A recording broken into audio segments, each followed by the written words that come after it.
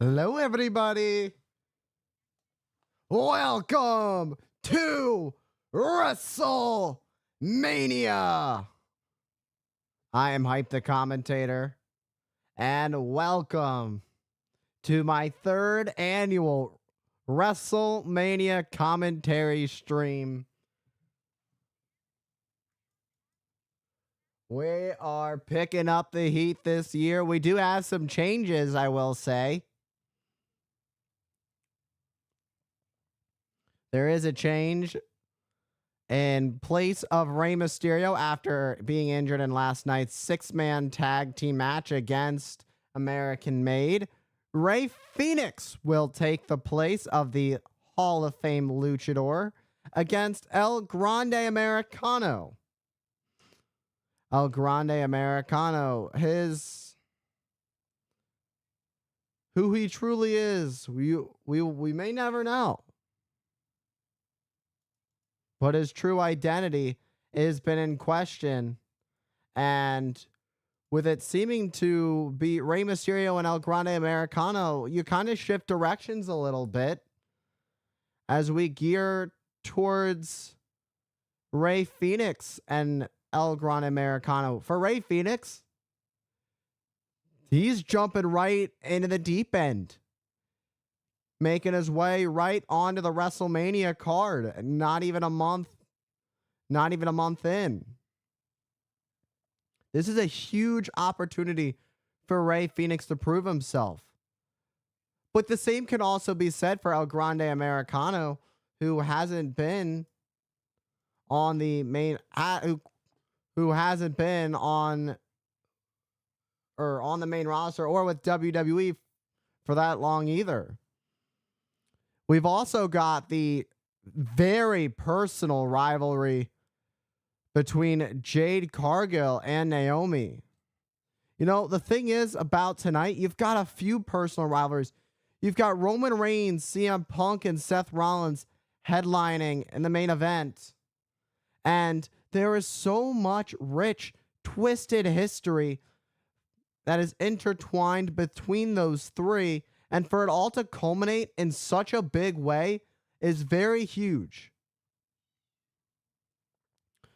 You also look at something else it's just full of personal matches. Then you get to something like Tiffany Stratton and Charlotte Flair for the Women's Championship that was not personal at first, but it became very personal when Tiffany Stratton when they both felt the need to take these personal shots at each other. Charlotte Flair attacking Stratton from behind on numerous occasions to Tiffany Stratton, making comments about Charlotte Flair's personal affairs. There's all different kinds of things that have made this feud for the Women's Championship so personal. And then you look at Gunther versus Jey Uso for the World Championship. We're seeing these two go at it now for like the third or fourth time. And how does this feud play out? How does this match go? Is it going to be Gunther standing on top of main event Jey Uso once again? Or will Jey Uso this time realize the dream? Jey Uso was supposed to be somebody that was stuck in the tag team division, but he worked his way out of it. He became main event Jey Uso, and now he has the opportunity of a lifetime. First winning the 2025 Royal Rumble, and now he's the chance to dethrone one of the greatest champions in WWE history, Gunther, for the World Heavyweight Championship. So in terms of that, there's a lot at stake. We've already seen Gunther take out Jimmy, Jay's twin brother, in front of Jay while Jay was zip cuffed to the bottom rope. There was nothing that Jey Uso could do except watch his brother being beaten and laid out to a bloody pulp by the ring general and laid to waste. And then just an old-fashioned fight. This is just going to be a classic one-on-one. It's all business here for the United States Championship. LA Knight defending against the Samoan werewolf Jacob Fatu, who looks to capture his first singles championship here in the WWE. And speaking of title matches, we've got one more that I haven't mentioned yet, and that is for the World Tag Team Championship. The War Raiders, who have been on a path of war, defending against the new and improved New Day. A new attitude, a new vibe, and most importantly, it's a new day with a huge opportunity for Kofi Kingston and Xavier Woods to leave WrestleMania as the new tag team champions. Also announced earlier, after Bayley being attacked backstage earlier today, Lyra Valkyria will need to find a new tag team partner for the big match on WrestleMania Sunday for the women's tag titles. So who will Lyra Valkyria find to replace Bayley? It should be very interesting nonetheless.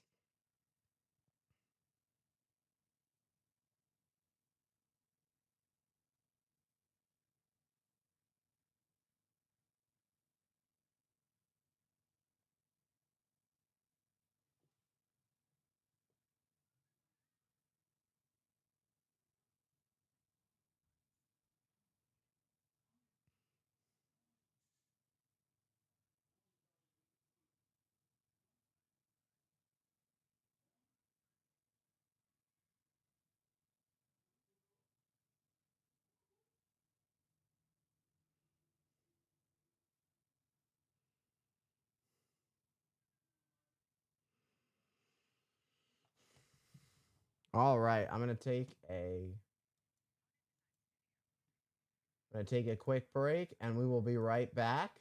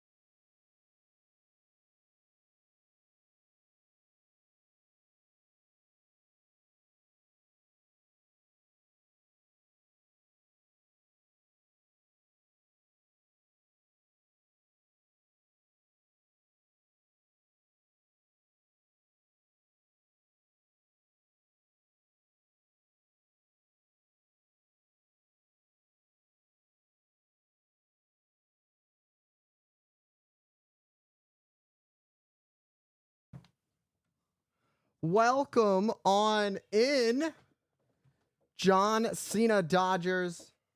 As a play-by-play radio nerd, I'm so excited to find your channel. I am so excited to have you here and to be able to share my passion with you. That's what means the world to me, is to share this with the world. That's what I love this.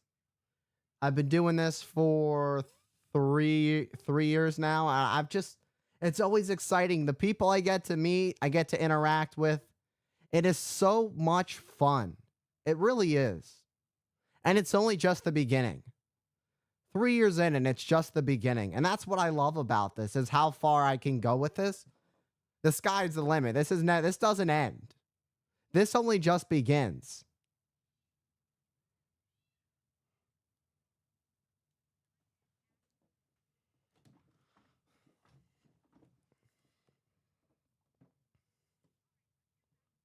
But yeah, I'm excited to have you here. Somebody who is just as excited about play-by-play as I am. Play-by-play is my thing.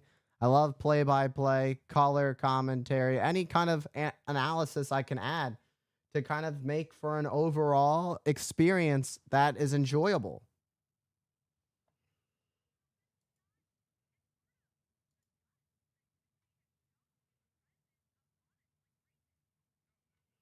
I am going to go to the bathroom one time before we get started, because I'm going to go to the bathroom one more time before we get started, because I know once we get started, there's not much. I mean, there is a stop. I'll probably take one or two. So my thing is, we've got, as I mentioned, we got 1, 2, 3, 4, 5, 6, 7. We've got 7 matches tonight. We've got 4 title matches. But the biggest title of them all isn't even the one that has a championship involved. If you really think about it, you've got Roman Reigns, CM Punk, and Seth Rollins. It's not about a championship that is a title. It is about the title in which you lead the future generation. Who is going to be the one that is going to be the face of the next generations of upcoming professional wrestlers? Who are they going to look up to? And those were the words of Seth Rollins. That's why he was so insistent on, he needs to be the guy, because Rollins is the guy that's shown up day in and day out. CM Punk took his ball and went home, and Roman Reigns has subsided for a part-time schedule. And you really can't argue with that statement. That's the thing. Rollins had full truth. There was full truth in that statement. And that's the thing about Rollins. He is going to tell the truth. But then there's that other factor. How does Paul Heyman play a role? Paul Heyman, as much as he's the wise man to Roman Reigns literally pushed Paul Heyman away because Paul Heyman owed CM Punk a favor. And at first, Paul Heyman thought that favor to CM Punk was to make sure the match between these three was a main event, as CM Punk has never main evented a WrestleMania before, but tonight will be his night to main event a WrestleMania for the first time. But Paul Heyman was very wrong. That was not the favor. In fact, the favor was for Paul Heyman to be in his corner. And when Roman Reigns asked Paul, "You're not going to go through with this," and Paul said, "I have to. I made a promise. He's my best friend. I'm going to keep it." But then there's Seth Rollins, who had the chance to stomp Paul Heyman's head into the mat, and he chose not to, almost saying that Paul Heyman owes him a favor. And where does Paul Heyman's allegiance lie? How does he play a role in this match, or does he leave it all alone? Is it just mind games with Paul Heyman and wondering if he's actually going to do something, as opposed to him actually physically getting involved in this extraordinary triple threat matchup between Roman Reigns, CM Punk, and Seth Rollins? Matches like these don't come around too often. you also turn your attention to what is a title match. You do have a Gunther and a Jey Uso. And it's going to be an interesting sight to see. Jey Uso having won his first singles title last year, where he would defeat Braun Breaker. But ultimately, Braun Breaker would defeat Jey Uso to win the title back. And Gunther has been a champion for 80% of his WWE career. And with a few victories, a few pinfalls already over Jey Uso, the percentage of Jey Uso leaving WrestleMania as the world champion isn't looking very good. But at the same time, if you think about it, the Yeet movement is very reminiscent of the Yes movement from years past, going back to WrestleMania 30, with Daniel Bryan first having to take on the Authority's leader, the Game Triple H, who was just inducted into the 2025 Hall of Fame last night. So it's very reminiscent of that situation where Jey Uso's got the weight of the world. Jey Uso has everybody behind him. But will that be enough? That's the big question.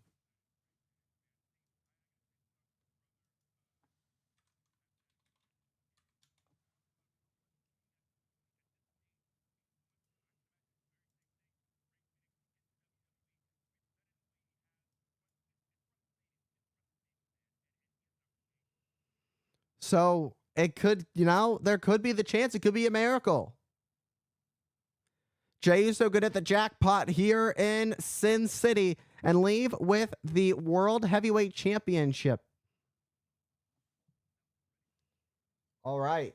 So when I come back, we are going to do one last lap through the rest of the matches. We did one lap through. We're going to do one more. We talked about Roman Reigns and the triple threat, Roman Reigns, CM Punk, and Seth Rollins a bit more in depth. We talked about Gunther and Jey Uso a bit more in depth. But when we come back, we will get started going with the Women's Championship downward to the U.S. title, the World Tag titles, to Jade Cargill, Naomi, and Rey Fenix versus El Grande Americano, as announced earlier today. Rey Mysterio suffered a serious injury last night on Friday Night SmackDown in that six-man tag when Rey Mysterio, Dragon Lee, and Rey Fenix took on American Made. So there's still so much more to come. We'll go over that, and then we'll get right into WrestleMania.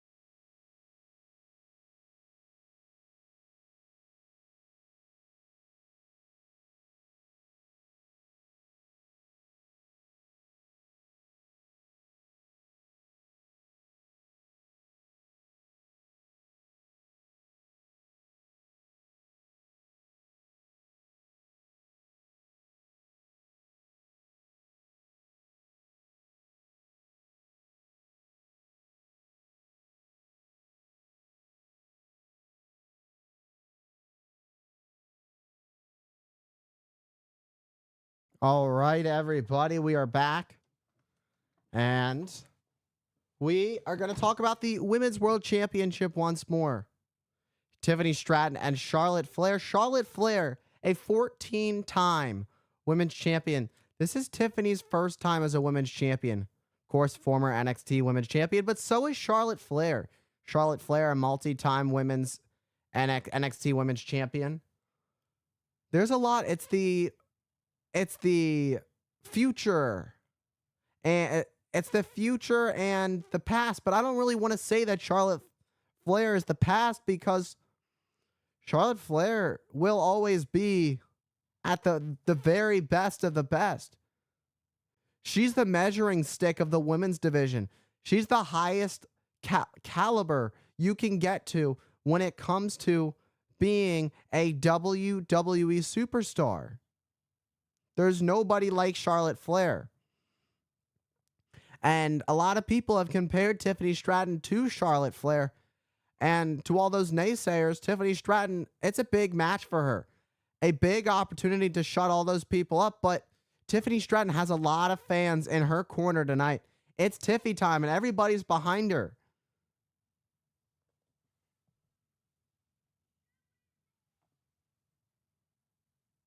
All right, we are getting ready for WrestleMania.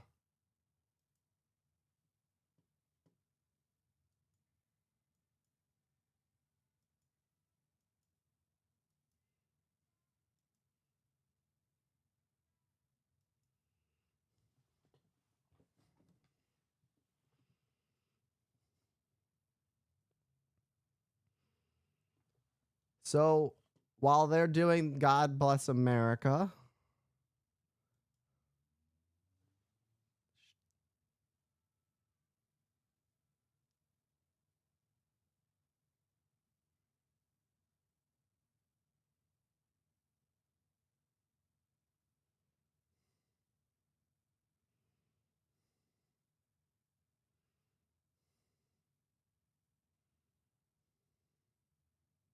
what a beautiful rendition of God Bless America by Jelly Roll.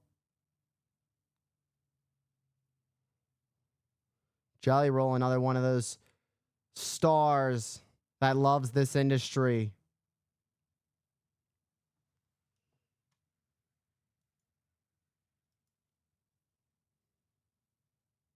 The energy is in the air.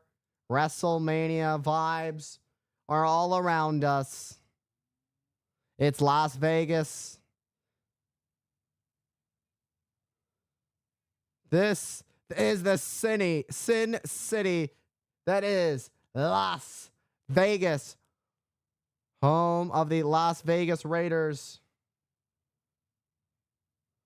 With over 60,000 expected in the WWE Universe here in Allegiant Stadium, it is a sold-out crowd. And WrestleMania. We've got a huge main event tonight. Xfinity Superstar arrival.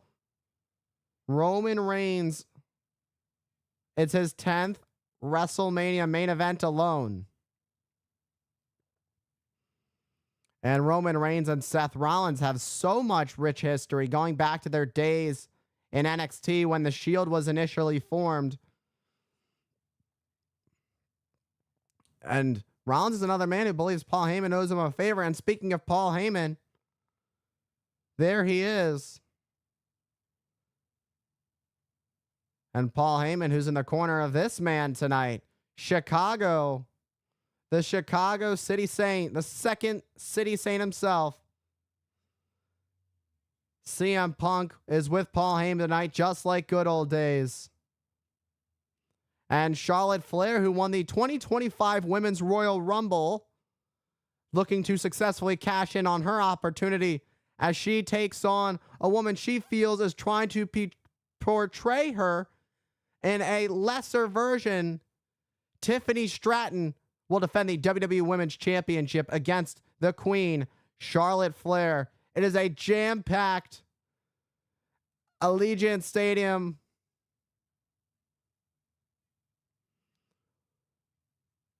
Gunther getting ready to kick off WrestleMania Saturday. The World Heavyweight Championship will be on the line. Jey Uso getting ready for what is undoubtedly the biggest match in his career. Jey Uso looking to knock off Gunther here tonight. WrestleMania Saturday.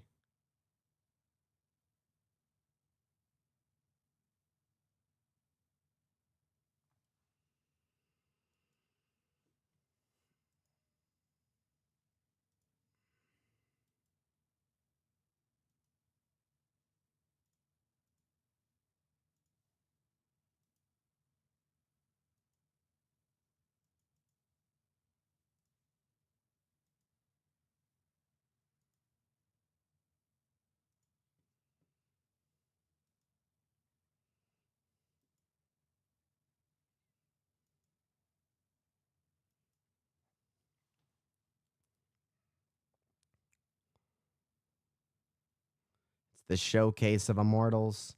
Anything is possible here at WrestleMania. It's where dreams become a reality, where once in a lifetime opportunities happen. There is so much rich history that has happened at WrestleMania. From Andre the Giant, Hulk and Hulk Hogan, to Stone Cold and Bret Hart, to Rock and Austin, to Triple H and The Undertaker, and Shawn Michaels and The Undertaker. There is so much history. Cena and The Rock. Pro wrestling is taking over the entire world. From sports to night shows, to podcasts. WrestleMania has been all over Las Vegas, all over the world. Tonight, everybody's going to find out how real WrestleMania is truly going to get, how pure this gets in the hearts of these superstars that risk their bodies day in and day out, all to be at the top of this industry.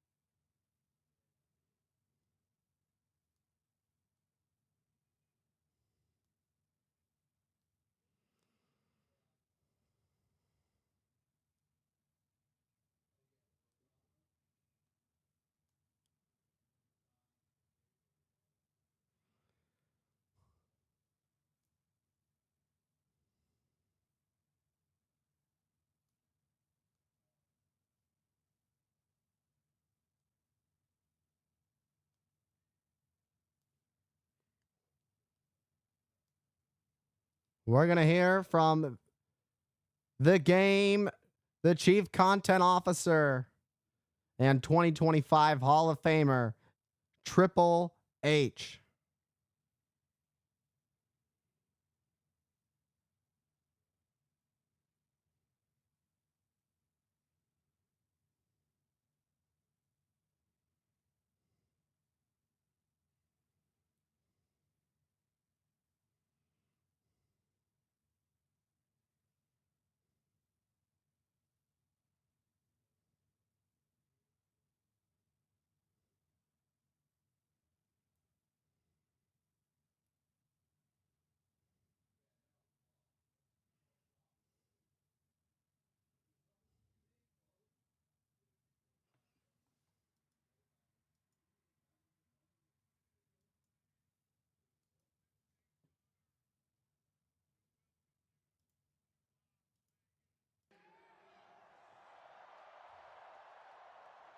where for the first time ever, right here, right now, all of you are being seen by the entire globe live now.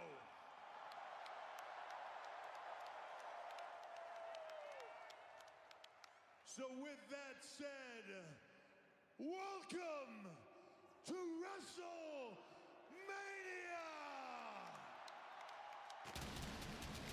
Hello, world! And welcome everyone to WrestleMania.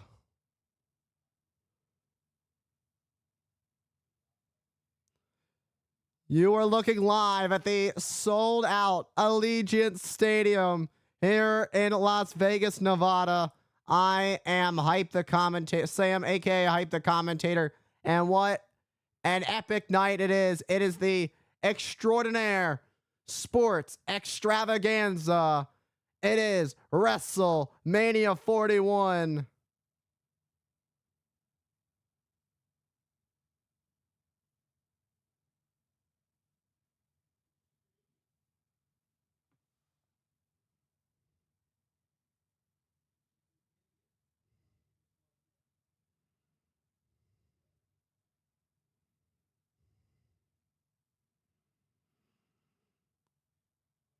All the way to WrestleMania. Here we are. Salvatore Ganacci.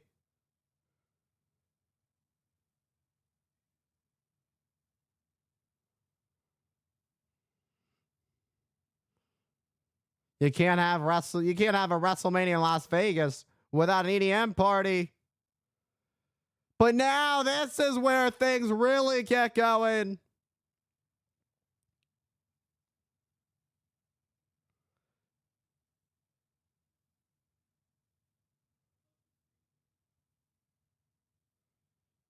The Yeetamania movement. Yeet, yeet, yeet, yeet, yeet, yeet.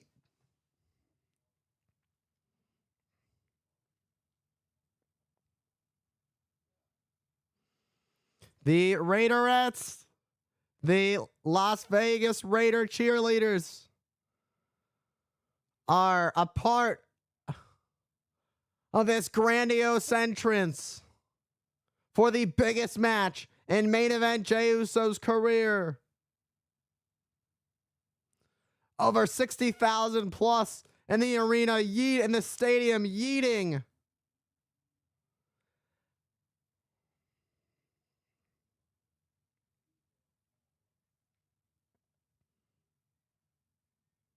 And there he is.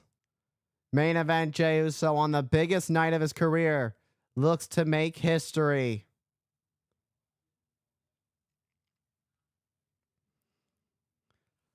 Yeet. Yeet. Yeet. Yeet. Yeet.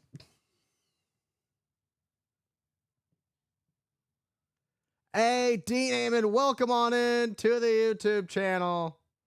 Just popped in to say hi and hope you all enjoy WrestleMania. I hope you enjoy WrestleMania. I appreciate you hanging out for a split second. Always good to see you, my friend.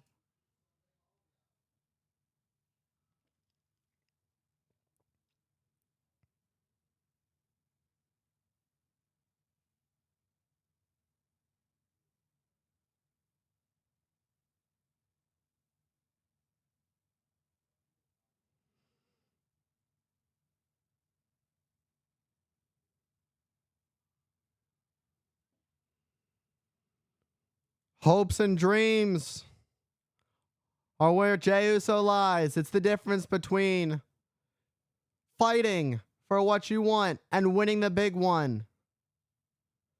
As Jey Uso makes his way through the entire stadium, Jey Uso has got to stay calm in this situation, but also take his time to soak in the moment.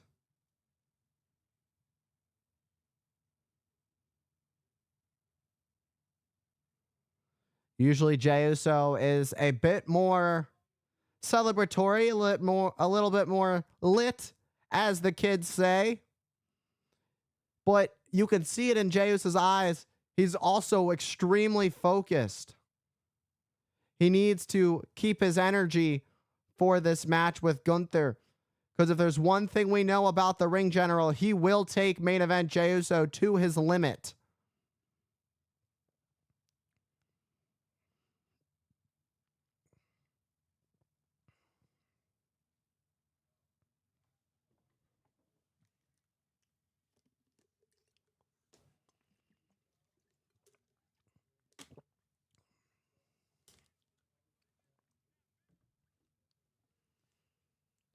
And Jey Uso getting ready. Makes his way to ringside.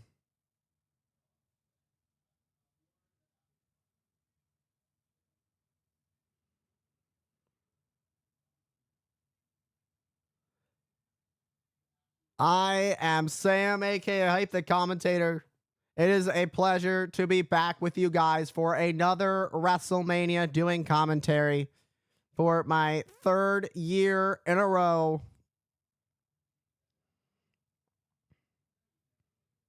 Marcelo Rodriguez and Jerry Soto over at the Spanish announce desk next to us. Wherever you are around the world, there is an opportunity for you to enjoy WrestleMania. Pro wrestling is a universal language. The chairman of Kingdom of Saudi Arabia, Jia, Turkey Al Sheikh, is in attendance tonight.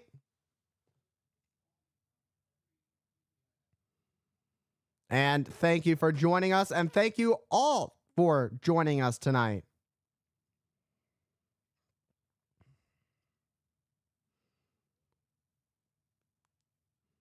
It's time to get down to business as Jey Uso takes a look around the entire stadium. It can be a bit overwhelming when you see so many people cheering for you. This is Jey Uso's biggest opportunity. Last year was him and his brother going at it. This year, Jey Uso is challenging for the world title. It's a big leap from last year. Last year, it was working through some family trouble. This year, it's moving up in the ranks.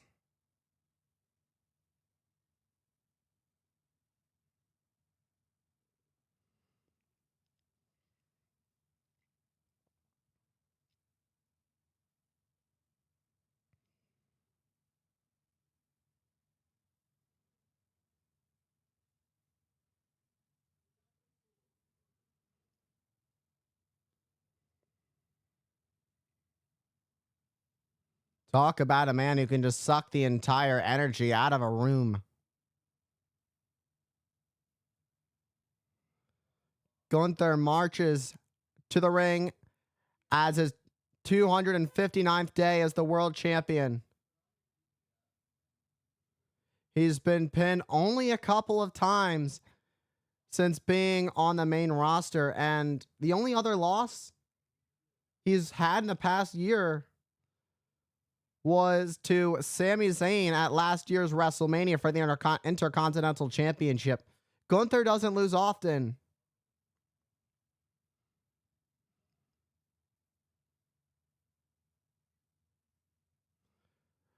And, perhaps last year Gunther hadn't taken Sami Zayn as seriously as he should have.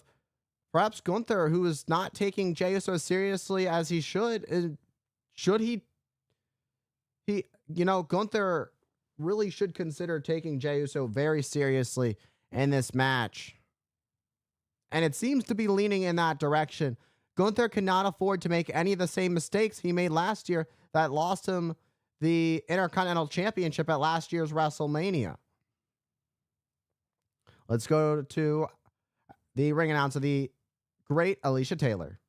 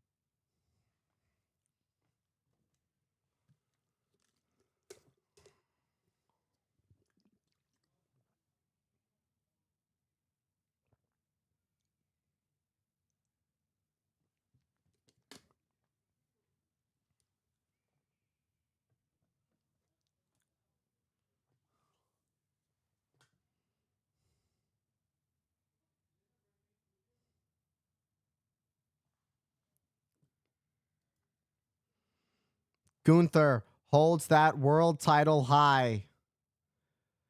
Gunther hands the title over to the official. That's what it's all about. It's all about leading the Red Brand, Monday Night Raw's biggest title that you can hold. And Gunther, who's held it for 259 days, now defending it here at the Showcase of Immortals. It's just crazy to think that last year at WrestleMania, Gunther was also a champion. Gunther was the Intercontinental Champion. However, Gunther had fallen short to Sami Zayn. Perhaps it was due to undermining Sami Zayn's in-ring ability and not taking him seriously. And we have the idea that Gunther doesn't really take Jey Uso seriously, calling him the mascot of the WWE. But what Gunther cannot do is afford to call somebody like Jey Uso just a mascot and not take him seriously.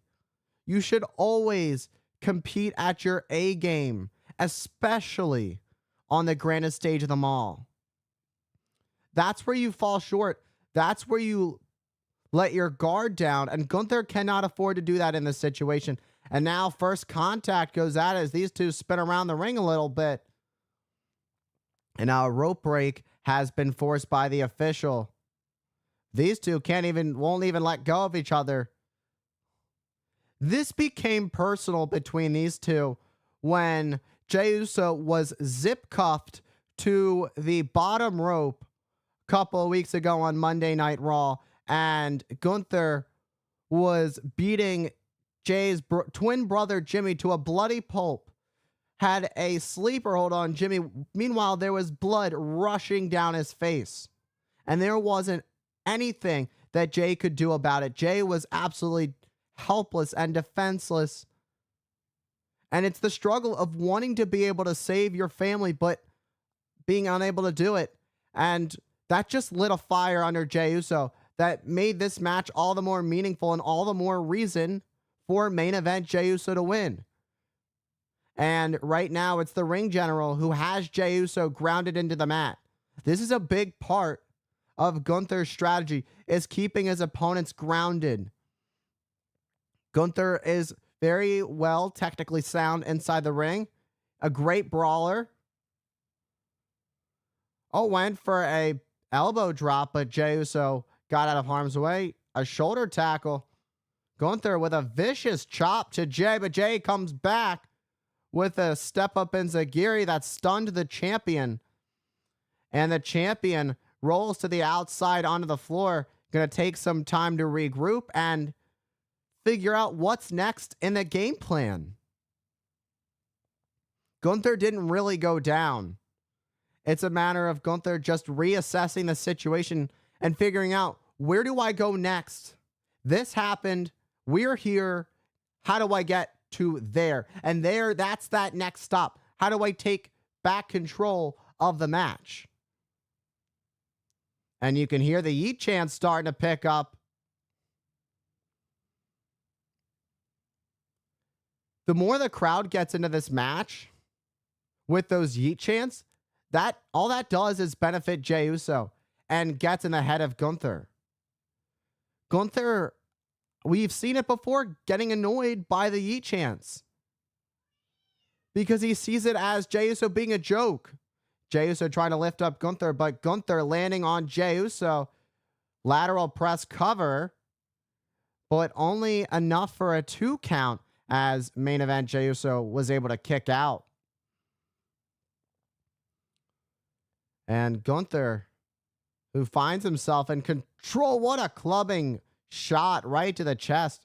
Usually goes for a chop, but instead a closed fist. And Jey ducks Gunther.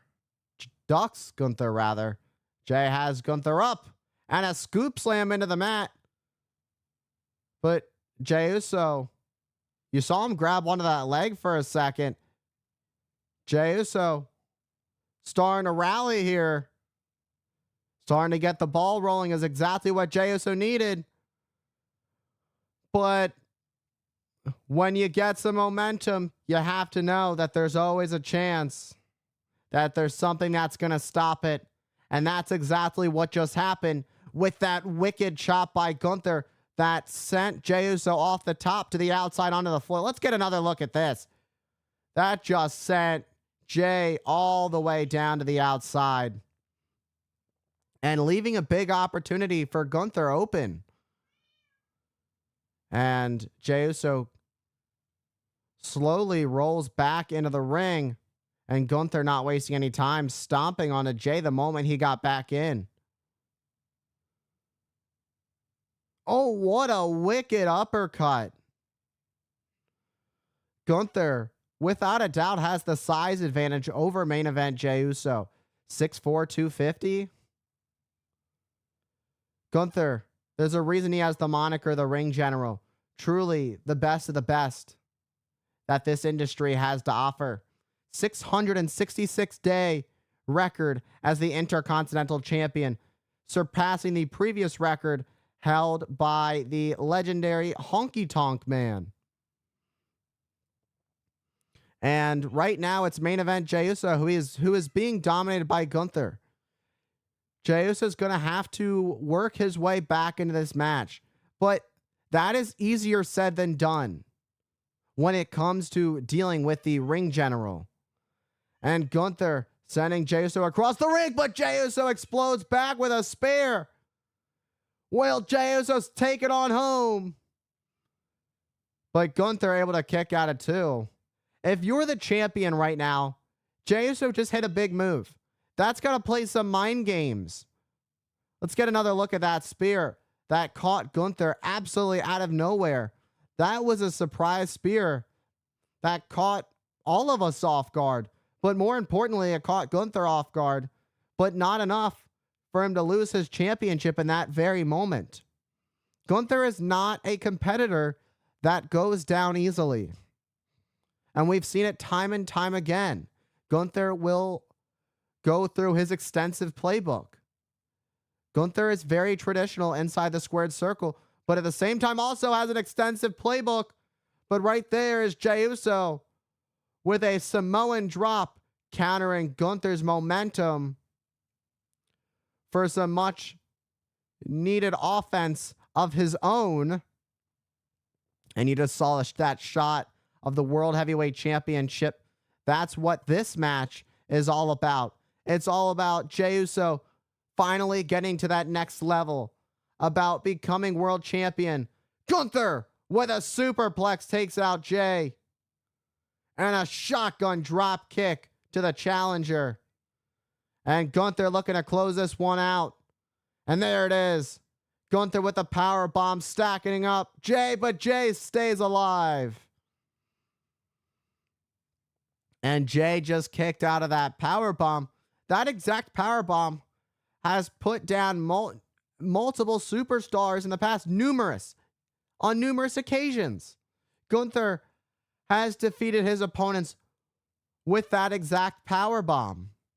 But tonight was a different night. Jey Uso able to kick out. When the vibes are higher, when the stakes are higher, the vibrations, you have that extra bit of willpower that courses through your veins, that keeps you pushing forward.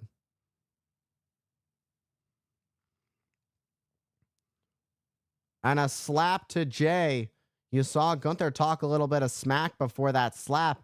Gunther looking for one more power bomb. But Jey Uso counters with a Hurricane Rana and a second spear. A second spear by Jey. And Gunther's down. Could it be? Is this Jey's moment? Will he realize the dream? The frog splash. We got a new world champion. Oh, but Gunther stays alive.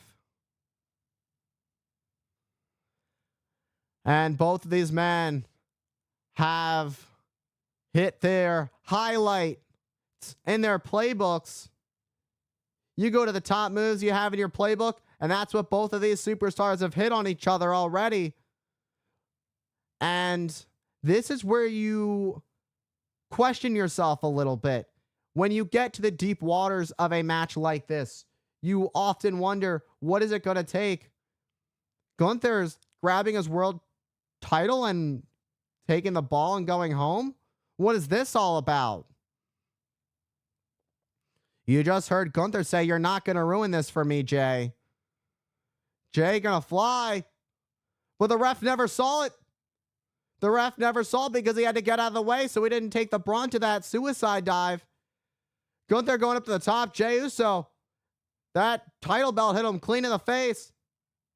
Oh, but Jay did not quit on it. Where does Jey Uso find it? Oh, that's got to do it. And now that sleeper hold. Another hold that has put away many of Gunther's opponents in the past, including the 14-time world champion, the Viper, Randy Orton. Jey Uso trying to break free, trying to scratch and claw his way to the bottom rope to fight for his right, to fight for the claim of being world champion. And Gunther turns it around with Jey Uso being caught in the center of the ring.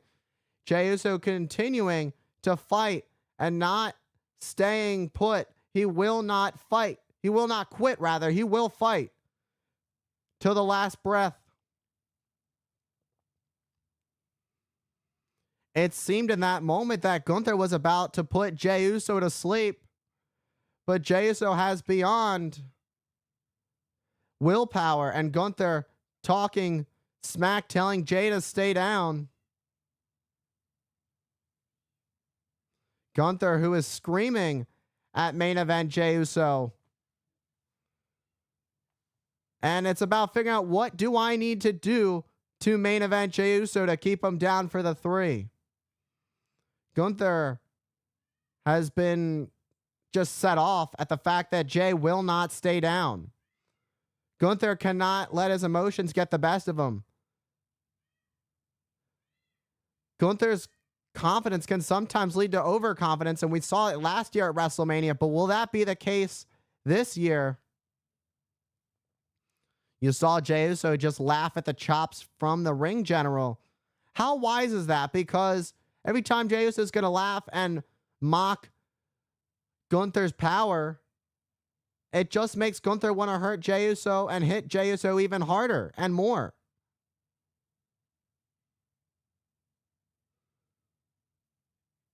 And Gunther made a promise to bloody, batter, and bludgeon Jey Uso, and Gunther so far making word on it. We haven't seen much blood, but there's been a lot of bludgeoning, a lot of battering of main event Jey Uso by the ring general. But at the same time, main event Jey Uso has held his own weight in this world title match. People always wonder, can Jey Uso hold up to that high caliber? Is Jey Uso ready to be world champion? And Jey Uso going as long as he has in this world title match with Gunther, showing that he can hang with the best that this industry has to offer. These two exchanging forearms, center of the ring, going tit for tat. Gunther nailed Jey with a clothesline. Jey with a clothesline of his own. Gunther returns the favor, and Jey Uso with a slap and a big boot by Gunther. What a clothesline by Jey. Knocks Gunther off his feet. Both superstars went down, though. Can Jey Uso capitalize on this? Jey Uso has a big opportunity now to take control, get in the driver's seat and hit the gas, but Gunther comes from behind. And a choke, but Jey ducked. Jey just nailed Gunther with a German suplex. We usually see that from the playbook of Gunther. I don't remember the last time I saw Jey Uso pull out a German suplex from his playbook. But tonight is a different night. Tonight is a night where if it's in the playbook and you're running out of options, hit everything you've got. Use what you have to win. Jay, it seemed that he was going for a spear, but Gunther instead, that drop kick, countering the momentum. And now it's Gunther who's looking for one final power bomb, but Jay counters. Jay countered. Jay with a power bomb to Gunther. And Jay pulling out a stop. Is it the time for Jay? And a super kick. And Jay showing a new life, a new willpower. Another super kick to the ring general. And a spear. And a spear by Jay. As Jay climbs high, Jay has the opportunity to bring it on home. And he does. With that splash, there's one. But Jay realizing that one might not be enough to do it. Jay looking for one more. And he rolls through once more. We know it takes a lot to keep the ring general down, and so does Jay. Jay, one final splash. The third to the back. Jay not even done yet. Gunther isn't staying down. That's just how tough Gunther truly is. A testament to how far. Oh, Jay looking to put Gunther to sleep. And now using Gunther's offense against him. Wait. Jay just made Gunther tap.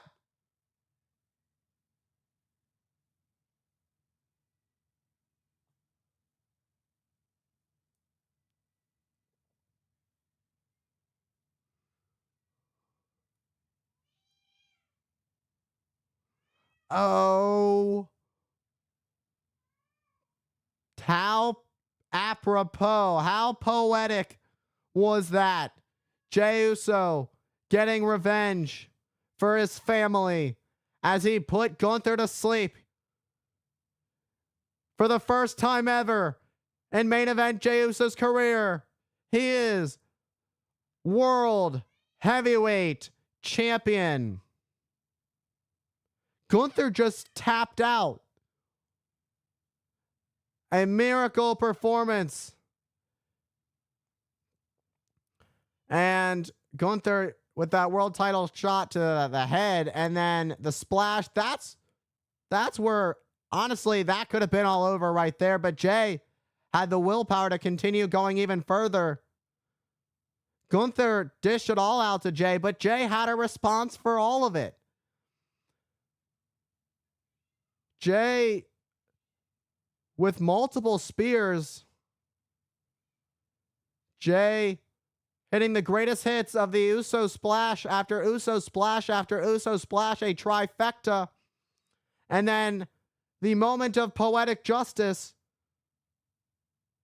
as he put Gunther out, and Gunther with no choice, Gunther tapped out. I never thought there would ever be a time in any universe where Gunther would tap out.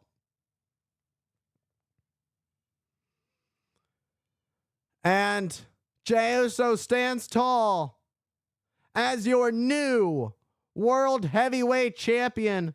What a moment here at the Show of Shows. The pressure was on. And Jay wanted to do it not just for him, not just for his family, but for everybody. And tonight, Jey Uso had over 60,000 fans here in the sold-out Allegiant Stadium behind him. And look who is in the ring. Jimmy Uso is here to celebrate. What a moment. Jay and Jimmy with tears, all the emotions. This is the type of moment that these two have worked their entire careers for, to be by each other's side. When one wins, they both win. And Jimmy Jimmy is So proud of his brother Jay as he hands that world title to him. And Jay is the world heavyweight champion. What a celebration in Las Vegas. There is going to be a whole lot of eating in downtown Las Vegas. The Yeet era has begun. And Jey Uso's Hall of Fame father, Rikishi, has got to be somewhere celebrating as his son has realized the dream that so many few have the opportunity of achieving, the opportunity of reaching the top of the mountain. Jey Uso with the performance of a lifetime. When the stakes are high, Jey Uso truly rose to the occasion.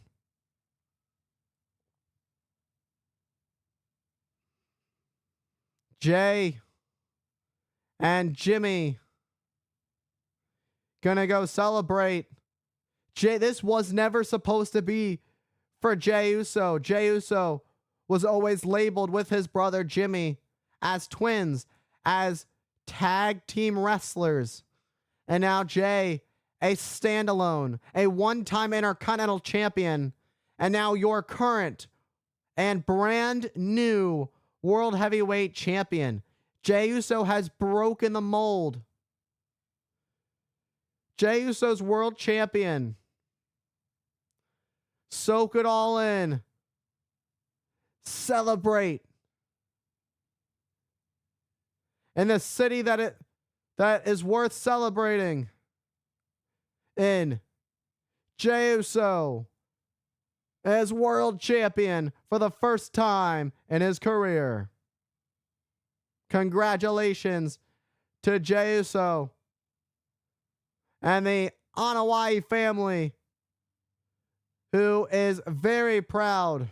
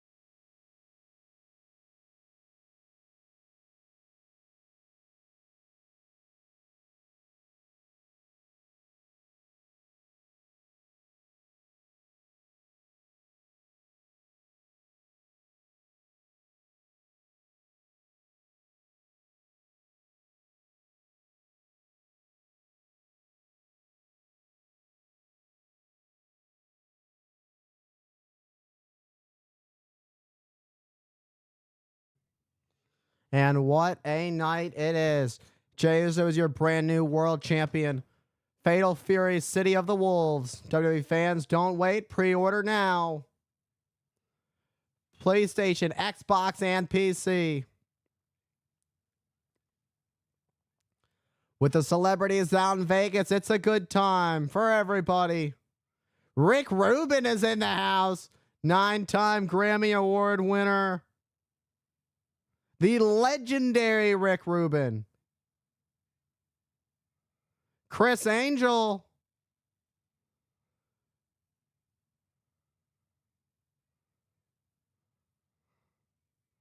And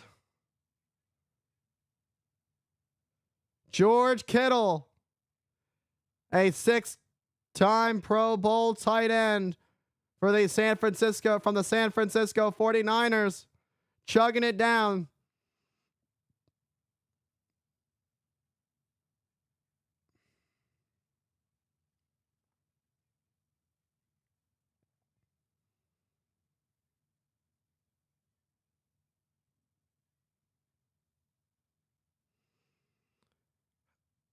As we go from one direction to the next, we take a look at the World Tag Team Championship clash between the New Day and the War Raiders.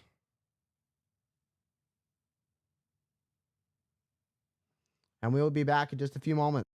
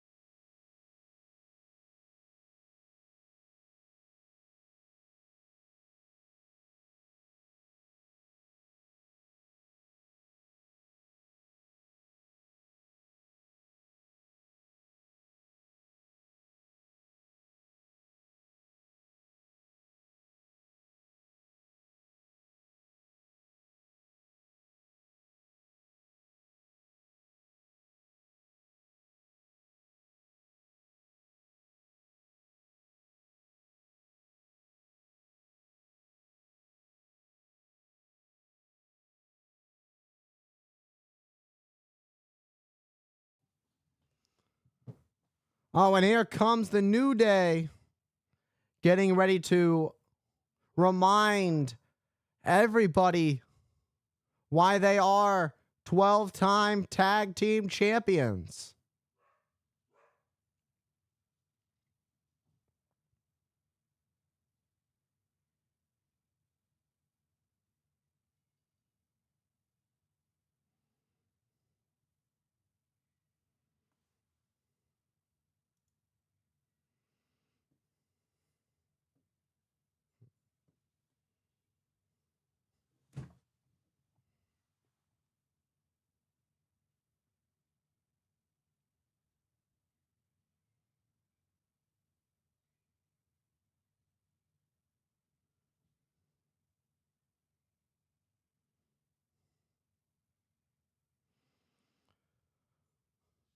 The New Day looking for their record 12th. I misspoke earlier, said that they already had 12 tag titles.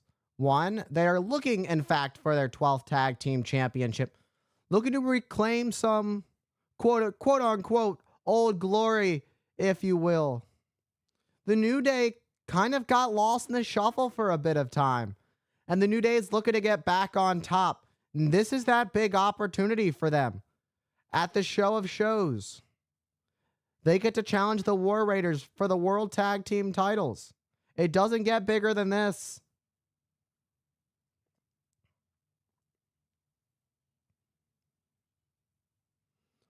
These outfits from the New Day.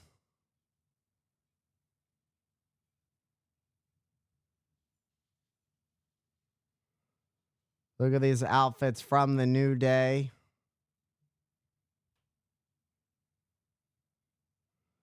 And you can see that there's only 2 unicorns on the back. There used to be a third, but that one, I guess you could say, was killed in a way. George Kittle mouthing off at Xavier Woods and Kofi Kingston. George Kittle, a huge WWE fan, has had the pleasure of being a part of some of the biggest moments over the years at WrestleMania and other live events.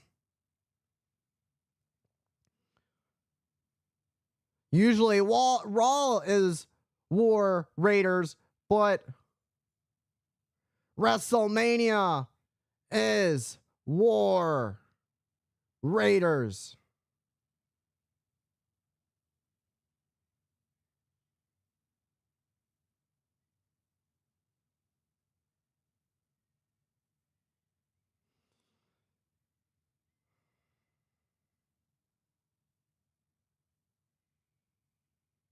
These two are the tippy top, the very best of their game that they've ever been at. The new demeanor with all the time. Once they finally got back on top, this new demeanor of the War Raiders has been such a huge compliment to their career, such a big addition to something that was missing. And that goes the same for the New Day. Everybody is elevating their game, and that is what's forcing everybody to elevate their game. You see one team elevating their game and having to level up. It forces everybody to compete with each other to make those improvements to get to that next level. Only one team can be at the top, and that's the War Raiders.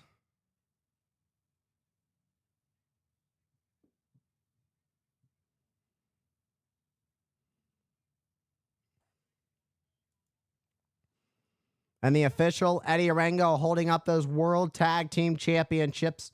That is exactly what this match is all about. This match is sponsored by Clash of Clans. This is going to be a clash between the New Day and the War Raiders. And there's surely going to be war that will take place in this match. Well, rather, this match will surely be a war. Oh, and Kofi Kingston went right after Ivar. And now Kofi Kingston and Xavier Woods working on taking out Eric of the War Raiders. Oh, that shot by Xavier to Eric did not faze him at all. And just launching Kofi Kingston at Xavier Woods. The last thing you want to do is toy with and piss off the War Raiders. They have been on a path of rage as of late, at the very best of their game. And taking out the New Day, the War Raiders have had to deal with neck injuries at points in their careers in the last couple of years. And to come out on the better side of that and to be able to move forward and find themselves back on top has given them new life as a tag team. War Raiders up at the top. Oh my God, over 330. Oh, look at it put Xavier Woods away, but not quite enough. We got to get another look at this. First, that splash into both of them, both members of the New Day. I don't know how Xavier even was able to kick out at 2. Kofi Kingston just saved Xavier Woods from some brutality courtesy of Eric. And Xavier caught Eric, who was about to go for a suicide dive. And Xavier Woods sending Eric into the barricade and now tosses Eric back into the ring. And Woods holding on to that midsection. The War Raiders have already done some damage to Xavier Woods. And the longer this match goes on, the more that will affect Xavier Woods. And right to the back of Eric, Kofi Kingston landing. Let's not forget about that surgically repaired neck of Eric we just mentioned, or I just mentioned rather, a couple of years ago. And the New Day is all about going after the weaknesses of their opponents. There's a reason they're 11-time tag team champions and that they are regarded as the greatest tag team of all time. They're also looking to reclaim that glory once again. Well, after getting lost in the shuffle, at least that's what it felt like for many who were watching the New Day and hoping to see them back on top. It felt like they had lost that aura. Meanwhile, off that famouser, Kofi Kingston went for the cover, but Eric able to kick out. This new aggressive side of the New Day has really shown what the New Day are willing to do to their opponents in order to get the victory. And the stomp to the back of Eric, who was draped over the middle rope and went for a cover, but Eric kicks out at 2. Eric desperately needs to get that tag to Ivar. It's a much needed in this situation. And now Xavier Woods mocking with a strut.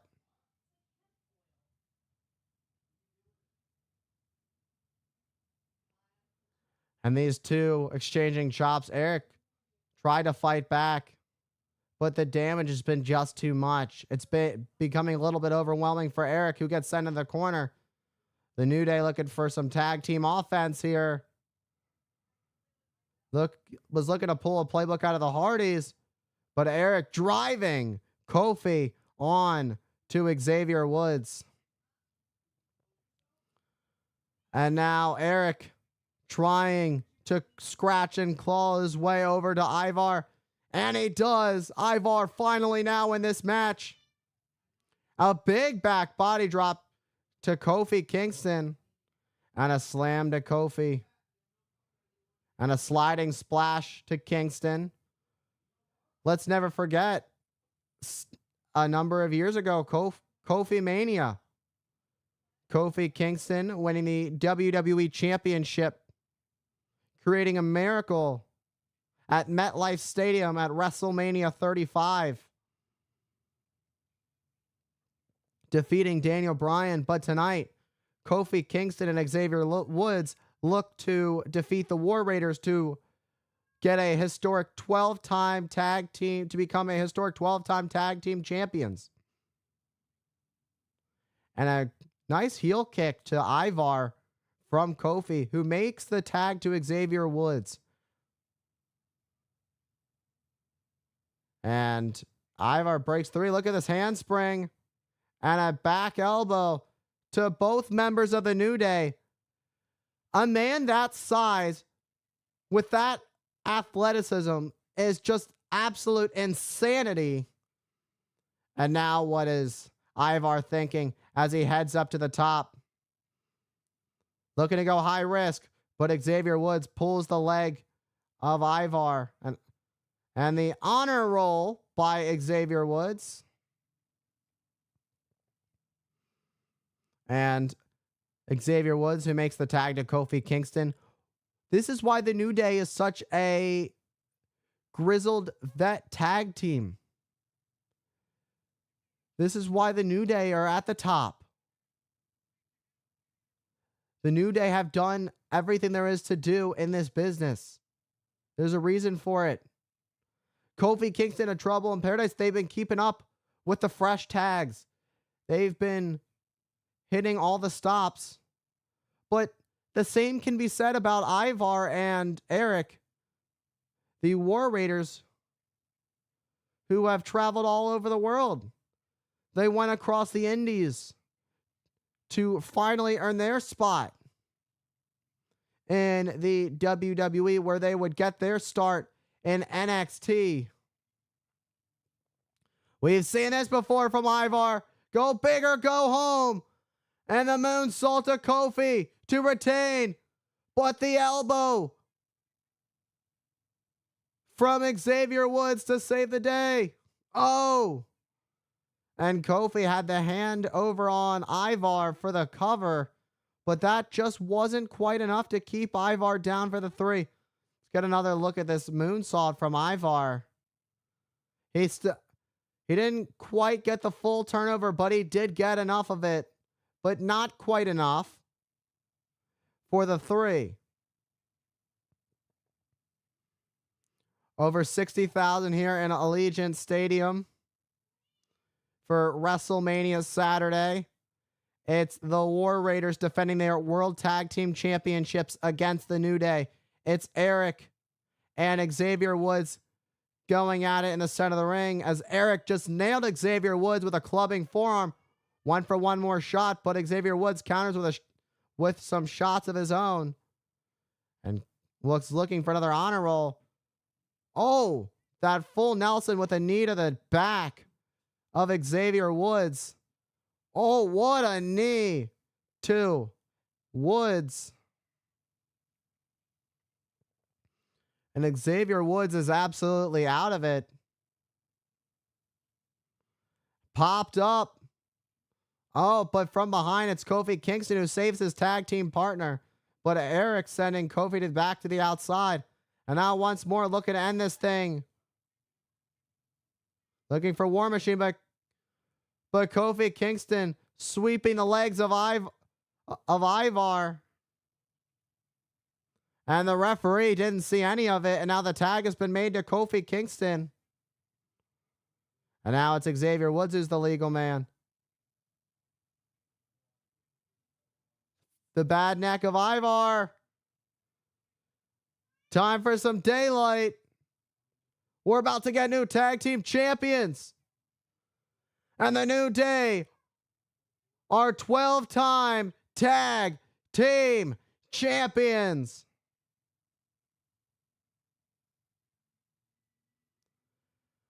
And the New Day run as fast as they can away with those tag team titles.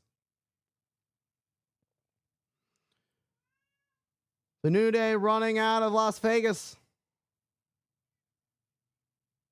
like they were counting cards at a casino and got told to leave their chips. What a spinning heel kick we saw from Ivar. There was a lot of great back and forth offense from these two teams. Oh, that's where Eric nailed Xavier. Eric should have gone for that pin. And the New Day was able to capitalize on that daylight at the end. 1, 2, and 3. Kofi would hold on to the leg. The referee didn't see it. And the New Day stole the tag team championships. And the New Day can call themselves tag team champions once again. The New Day continue to remind the world why they belong in the conversation for being the GOATs. In that conversation for being the GOATs of the tag team division.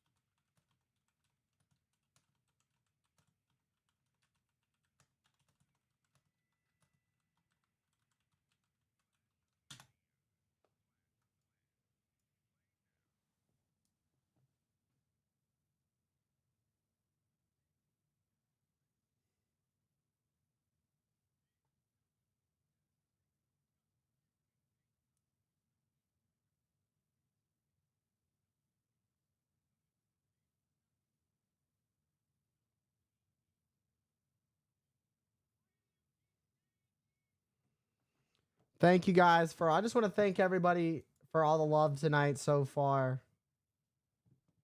Thank you guys, everybody who was hanging out with me. We just saw an incredible tag team match. WrestleMania live.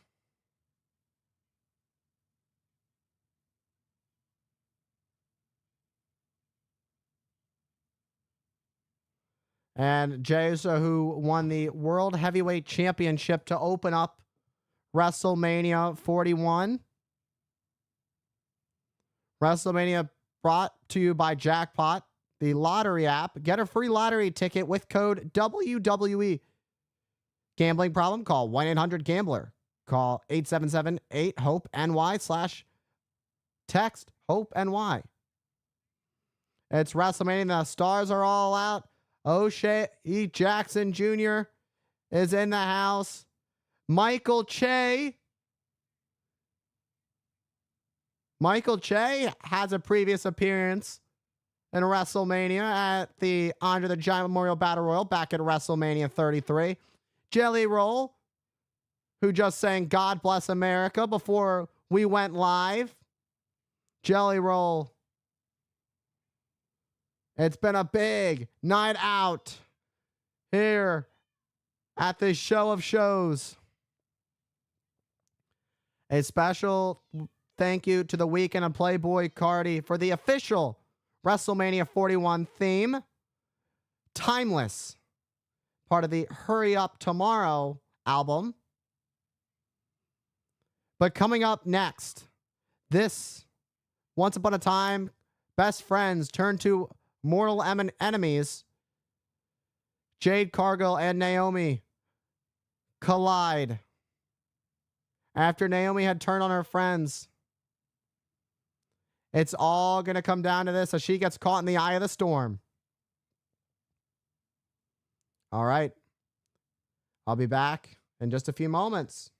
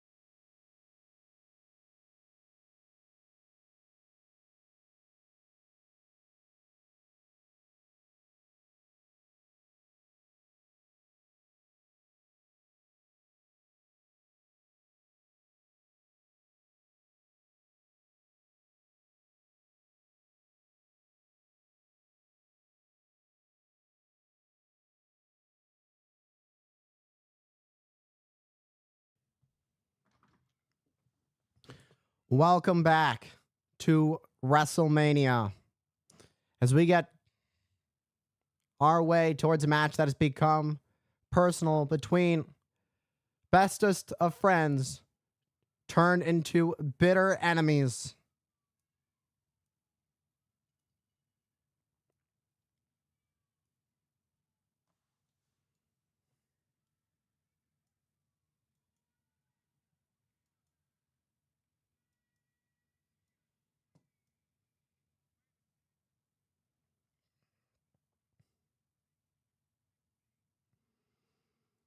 And Naomi, who has been on this path of rage as of late, needing to step up her game and level herself up. It seems like we've been seeing that a lot as of late. A lot of superstars realizing, it's time to level up. No more Mr. Nice Guy, no more Mr. Nice Girl. And that's what Naomi has realized when she chose to be the one that attacked Jade Cargill from behind. And when Jade Cargill finally returned back at Elimination Chamber, Liv Morgan was worried at first, thinking that she was going to get attacked. But in reality, it was Jade Cargill who already knew who she was attacked by. And that was none other than Naomi. Naomi, a former multi-time women's champion, former TNA women's champion, former WWE women's champion. Naomi would love to get herself back in that conversation, but right now it's about a personal rivalry. It's about elevating herself to the next level.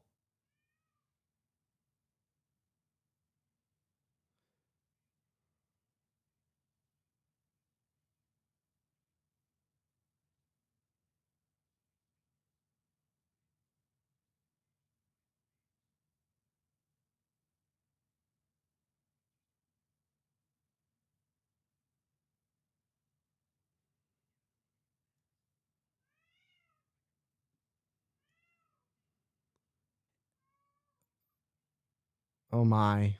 It's starting to get stormy out here in Allegiant Stadium.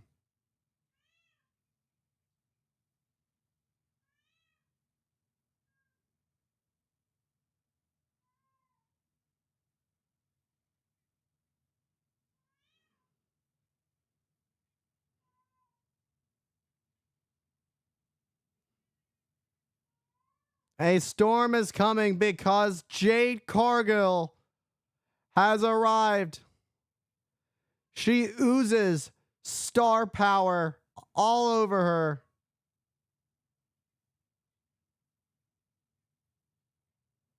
And Jade Cargill competing in singles action here at WrestleMania. What could perhaps be a defining moment to move past Naomi after being put on the shelf for months and months, suffering from an injury at the hands of somebody she thought was a friend.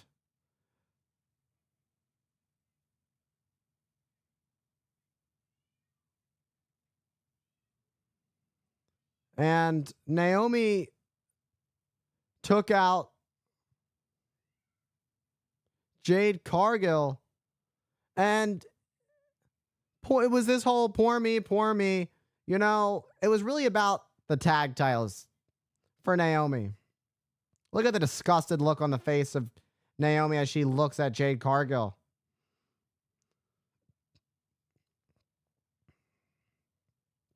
Naomi's going to need this attitude, new attitude, if she's going to push through Jade Cargill. Jade Cargill is a force to be reckoned with inside the squared circle. And it's going to be Naomi and Jade Cargill. Ryan Tran, the official of this match. And Naomi immediately gets decked by Jade Cargill, who pounds Naomi into the mat.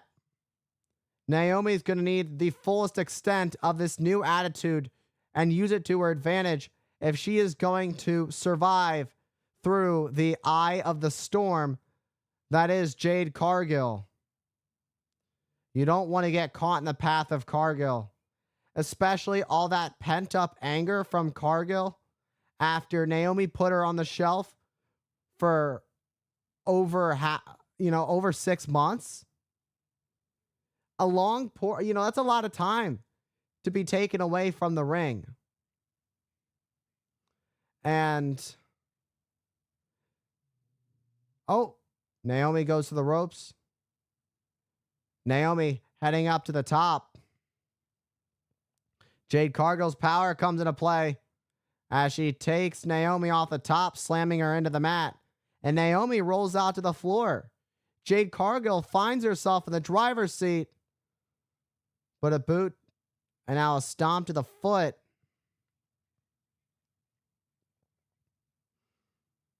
Oh!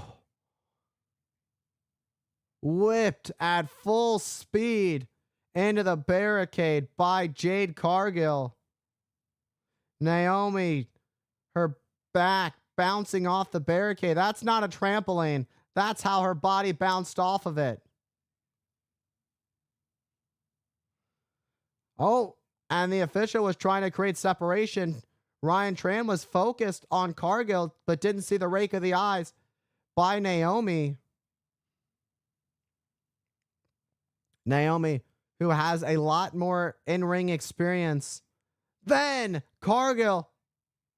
That X Factor to the outside onto the floor. Naomi perhaps looking to take an easy way out with a countout victory.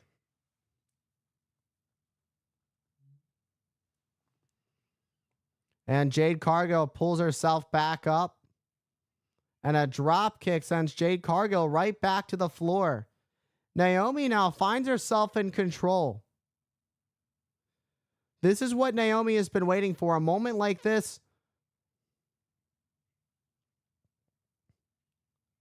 Naomi felt like, in a way, she was being left out when Bianca Belair and Jade Cargill became tag team champions.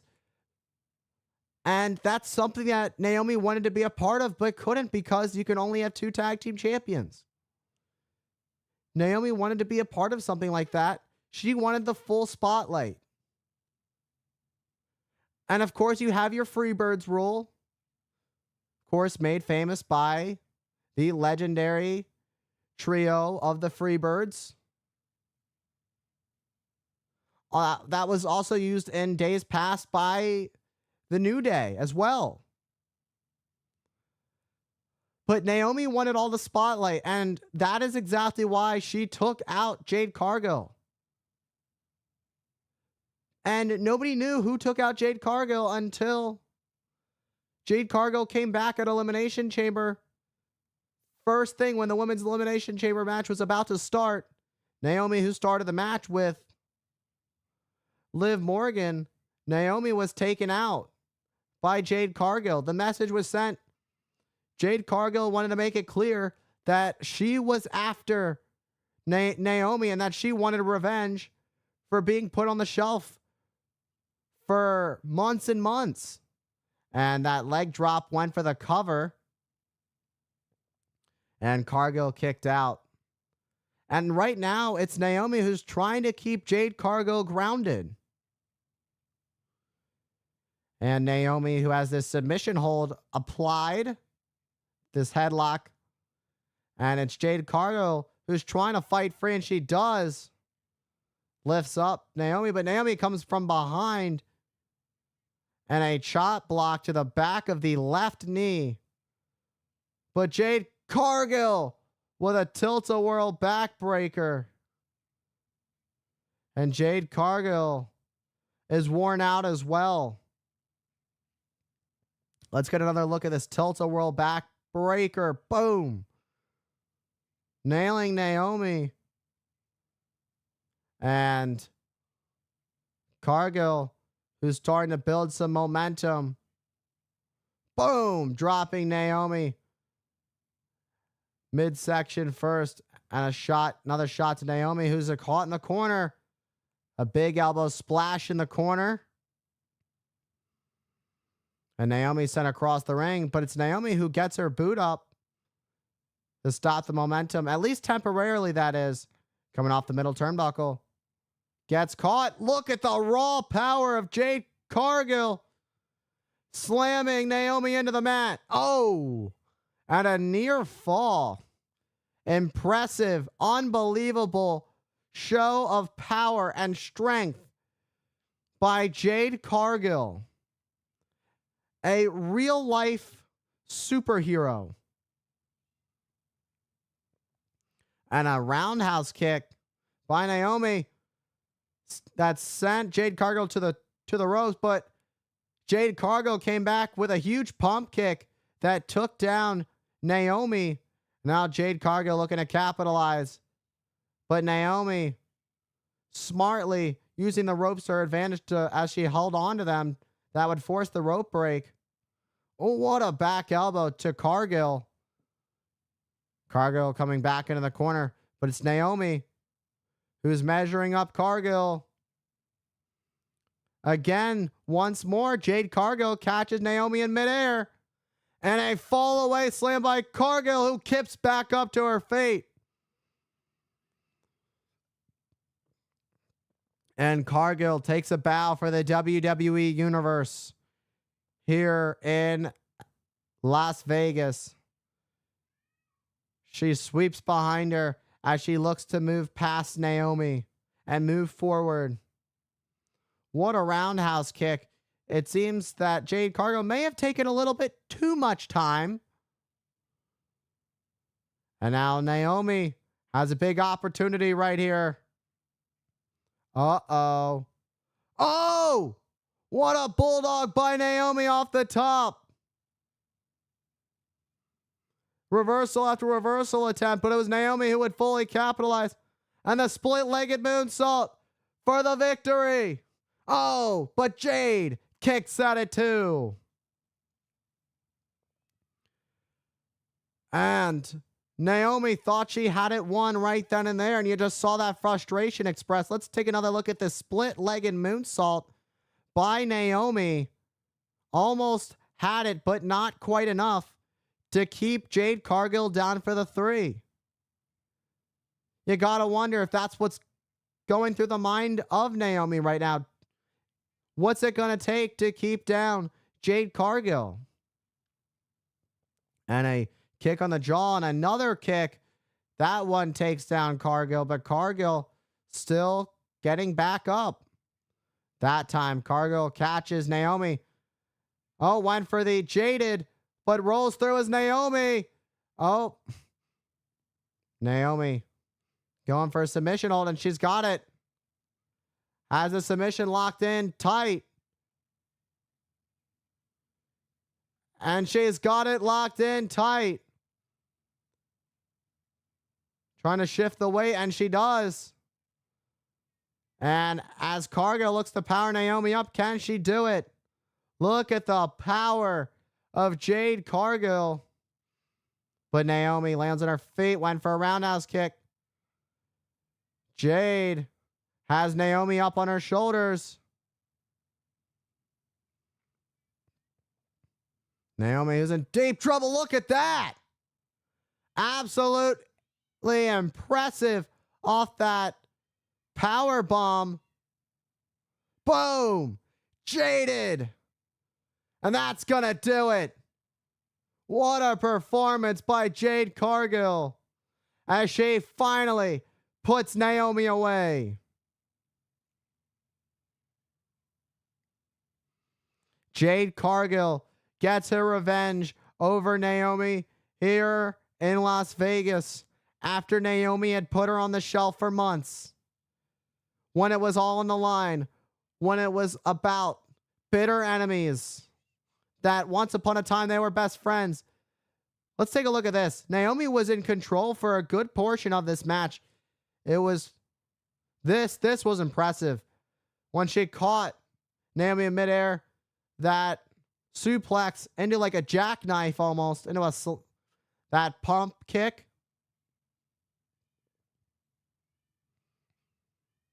Let's not forget about this big offensive move from Naomi off that Avalanche Bulldog. And this was impressive. That turnaround power bomb by Jade Cargill. You know, when it comes to big matches, that is the time to add new moves to the arsenal. And that is exactly what Jade Cargill did. And Jade Cargill is victorious here at WrestleMania. An absolute star-making moment for Cargill.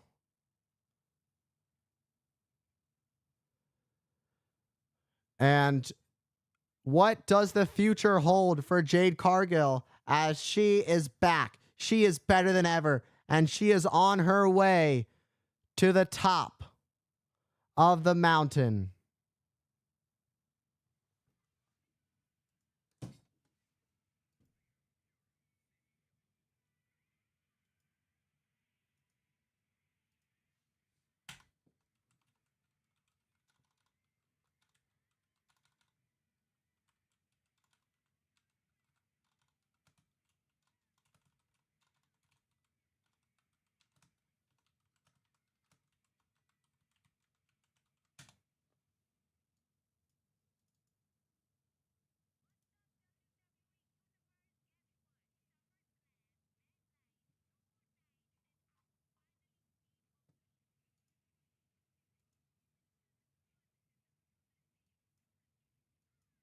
I want to thank again everybody who has joined me tonight here on Twitch and on YouTube, everybody who's hanging out.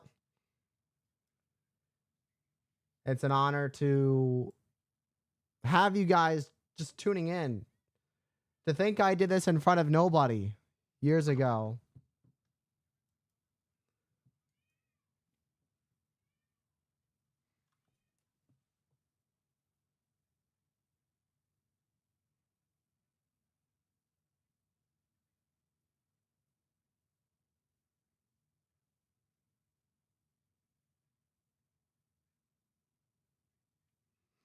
We have a brand new world champion in Jay. So we got brand new world tag team champions. And Jade Cargill just got the victory. Immediately following the main event, the WrestleMania post show. And then WrestleMania recap take place tomorrow. Sam Roberts and Megan Morant. Wherever you get your podcasts. Lily Singh, television host, comedian, and TV host. Lil Yachty's in the house. Yachty in the building.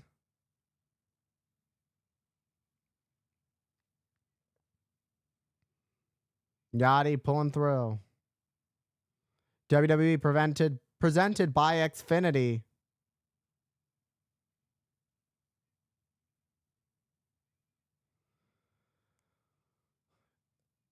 And the United States Championship match brought to you by Wheatley American Vodka.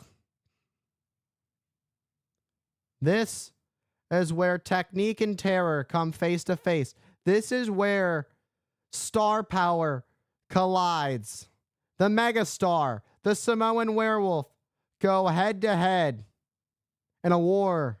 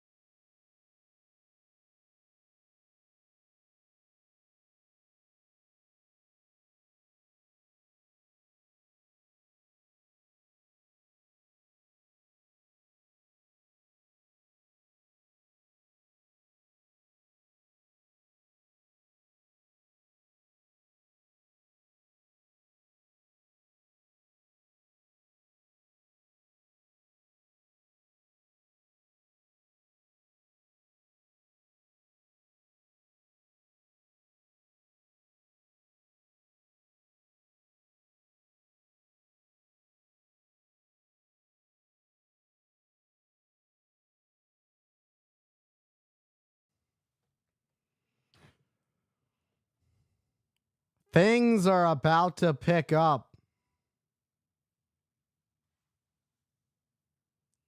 There is a Samoan werewolf on the loose in Las Vegas in Allegiant Stadium.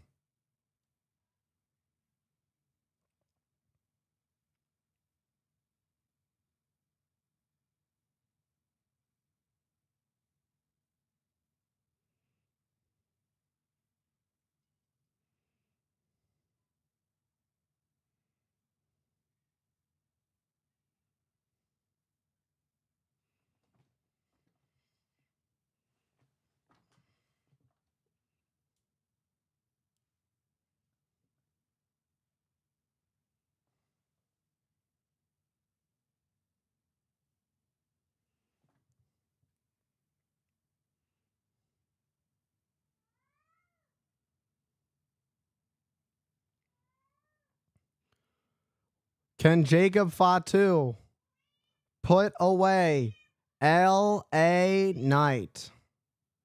Jacob Fatu, I would say he's a man, but he is more than just a man.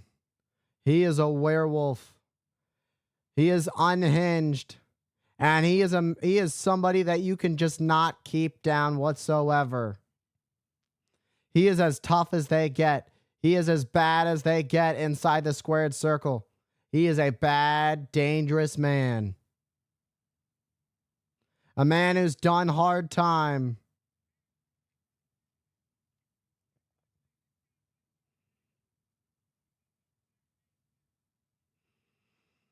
Jacob Fatu is going to be the next guy. Jacob Fatu has all the tools to take the mantle of this industry, to grab that brass ring.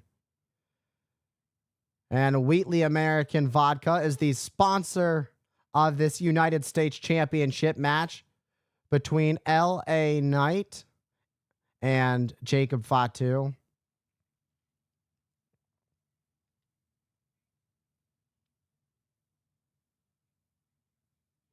Jacob Fatu fighting for his first singles championship in the WWE.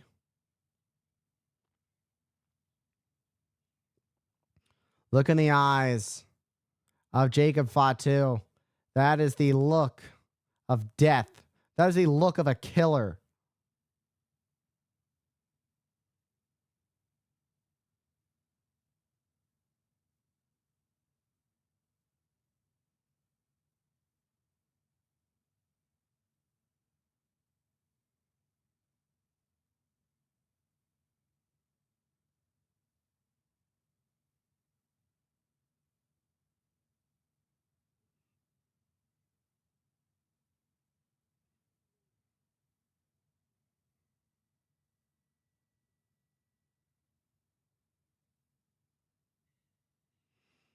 And here comes LA Knight in style.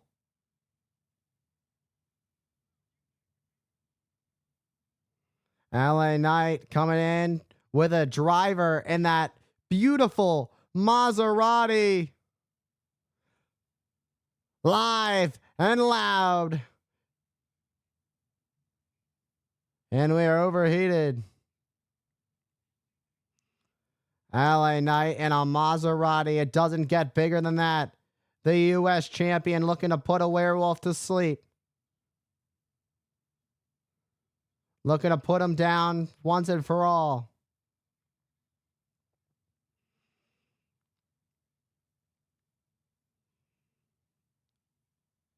And LA Knight.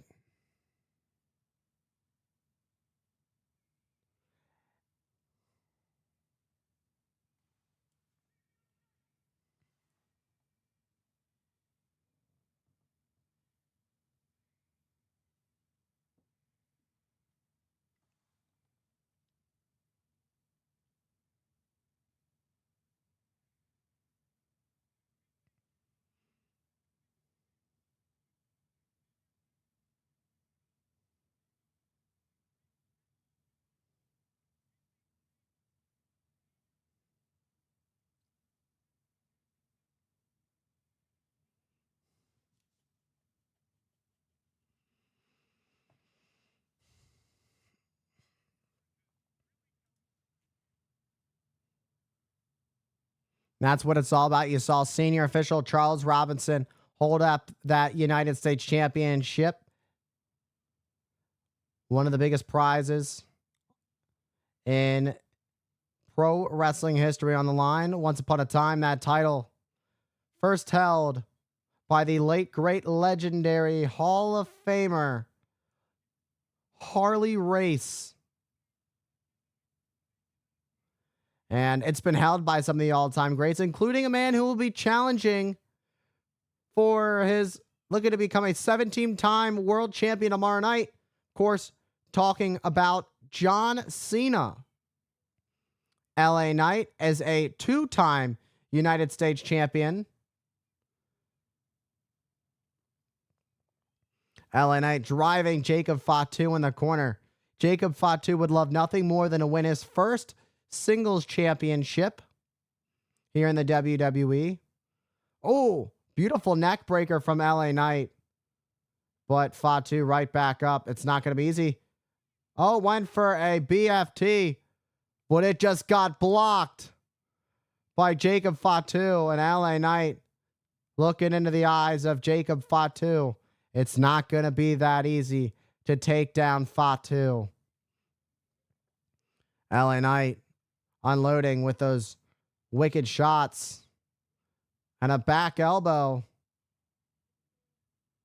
Oh, Samoan drop. What a pop-up Samoan drop. Taking out Knight. Just like that. Jacob Fatu shifts the momentum of this U.S. title match. That's how dangerous Jacob Fatu is inside and outside the squared circle. Driving all of his weight into Knight. Jacob Fatu is as crazed as they get.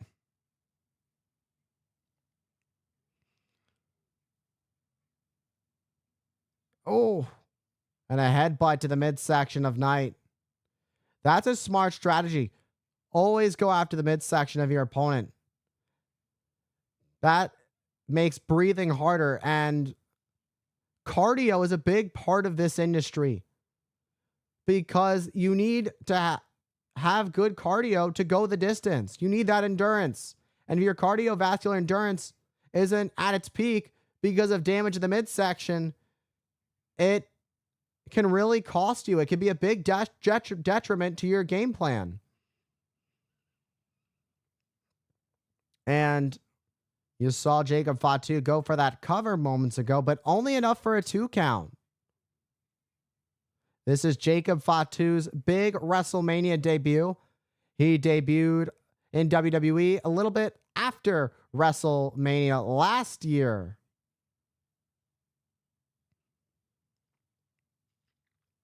And driving LA Knight onto that top rope. A full body ringer for the megastar. This, we knew was going to be a fight heading into it. And it's only just begun. The battle. LA Knight goes after the knee of Fatu. LA Knight saying if there's anybody that can take out Jacob Fatu, a man who cannot be taken down, it's the megastar, with everybody saying LA Knight. LA Knight has accomplished a lot in his career as a pro wrestler. And he's looking to do one more thing. Add another as he looks to take down Jacob Fatu, who catches LA Knight in midair and shifts into a power slam and to become new U.S. champion as he pulled the leg back for the cover, but not quite enough to keep the champion down for the 3. Let's get another look at this in slow motion. Just beautiful way that the momentum was shifted to take down LA Knight. Went for that senton, but LA Knight got the knees up. And Fatu is already back up to his feet.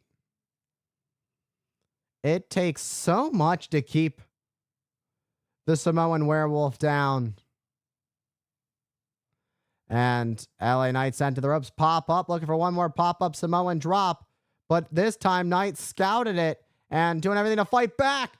And a crucifix bomb takes out Jacob Fatu.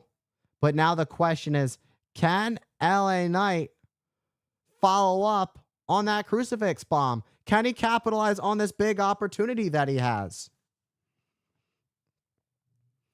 And both stars back up to their feet. Jacob Fatu already going at Knight, but Knight gets out of harm's way. Jacob Fatu hit head first into the top of the steel post. And now it's LA Knight who's stomping away on Jacob Fatu. LA Knight. Oh, what a knee to Fatu. And Jacob Fatu seems to be slowing down a bit. And as LA Knight drives Jacob Fatu shoulder first into the turnbuckles, into the ring post. And again, and a clothesline from Knight turns Fatu inside out. LA Knight really picking up the pace. Jacob Fatu about to find out whose game it is after that elbow as Knight goes for the cover. But Fatu stays in it. Fatu finds the will to kick out. Let's get another look at this elbow drop. And LA Knight hooked the leg deep, but not quite enough to keep Fatu down. But Fatu is already back up with a super kick to the midsection of LA Knight. Fatu just superhuman. And up at the top. Oh, that's not going to feel good. And LA Knight, you know, when it comes to playing a good game, when you talk about whose game it is, it's not just about offense. Having a good game means defense too. And that's what we just saw from the megastar. As Jacob Fatu tries to pull himself up back to his feet. Boy, look at this. Fatu face first off that German. Oh! That was very close to a 3. That was a close call. Let's get another look at this German that turned Jacob Fatu onto his belly for the cover. And that was a very close fall. And LA Knight looking for the BFT once more, but Jacob Fatu breaks free and a super kick nails LA Knight. Boom, full speed ahead with a hip attack tonight. And Fatu again once more. Fatu moves so gracefully inside the squared circle. And now it's Fatu who heads up to the top. And a swanton for the U.S. Championship. But Knight gets the shoulder up at 2. As these two go blow for blow. Offense to offense. They are getting as close to 3 as they can possibly get. I don't know how much closer they can get to 3 without the bell ringing until the bell actually does ring, whether it's a 3 count or a submission. It's Jacob Fatu looking to win his first singles championship here in the WWE. It's LA Knight who is looking to keep his second reign as U.S. champion alive.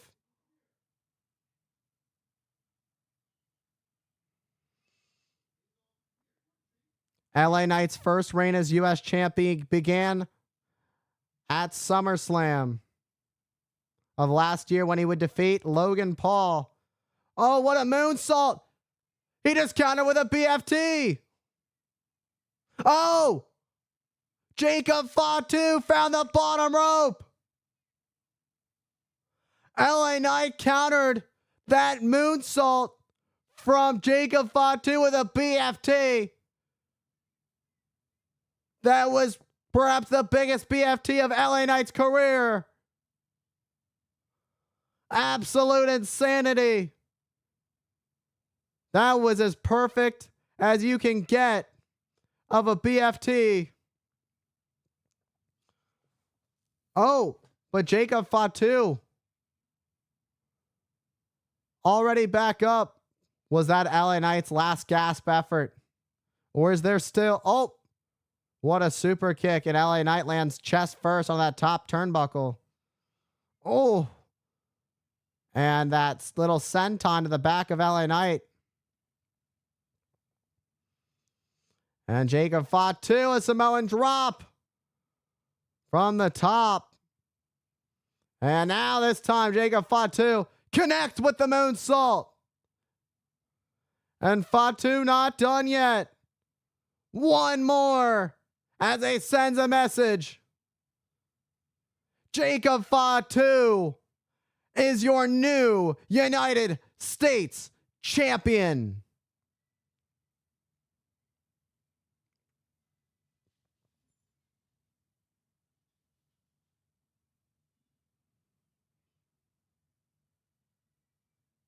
Who can stop Jacob Fatu? Jacob Fatu begins his new reign of terror.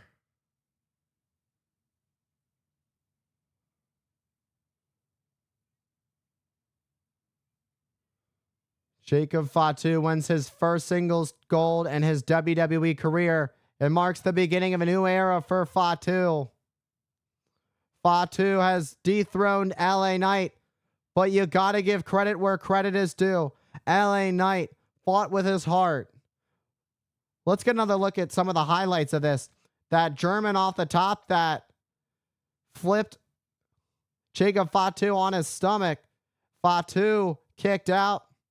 Let's get a look at this picture-perfect swanton from Jacob Fatu.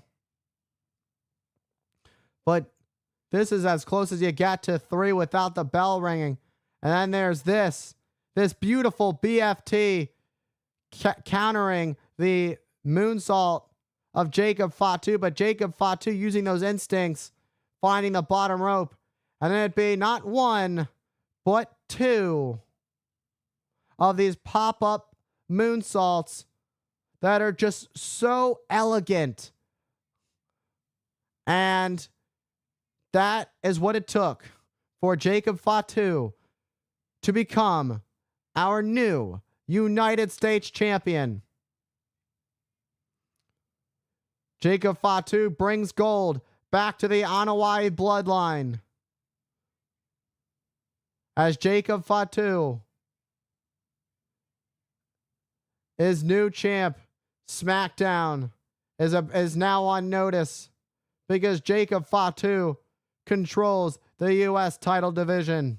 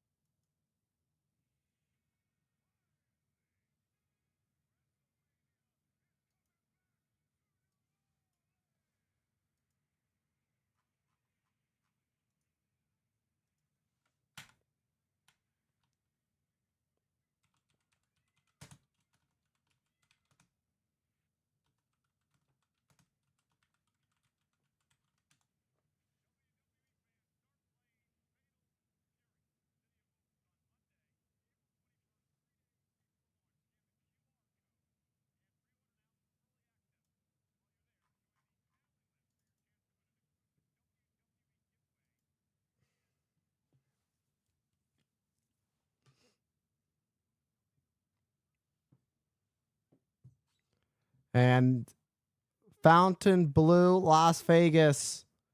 WrestleMania returns to it tonight with the Undertaker One Dead Man show later on tonight.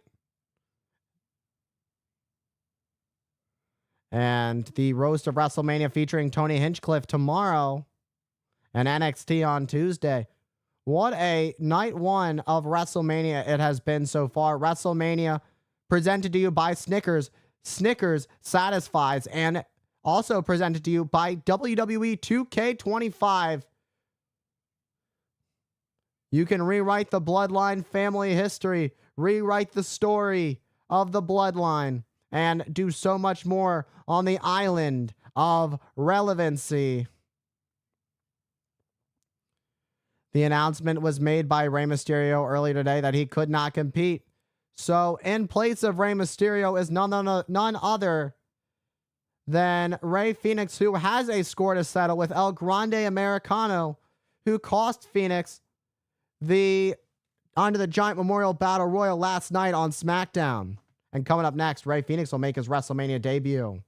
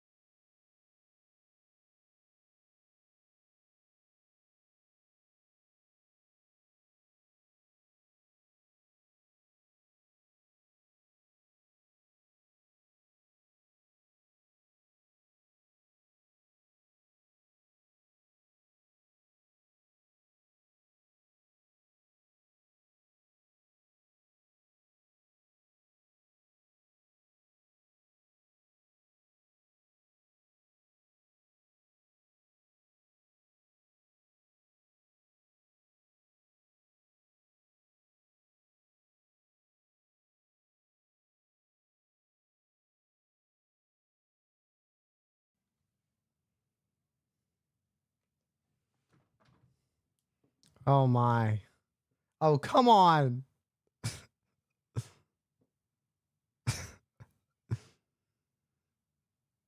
This has got to be Chad Gable. I'm sorry.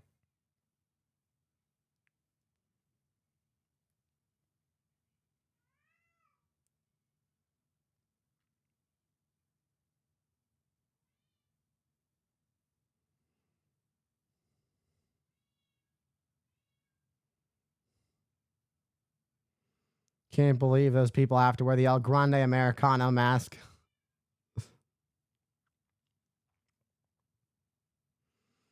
El Grande Americano making his WrestleMania debut.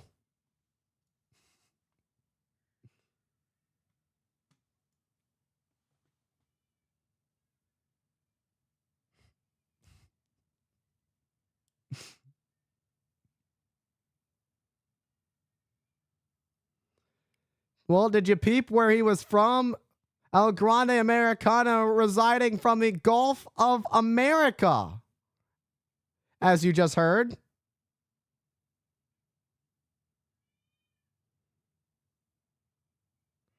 El Grande Americano.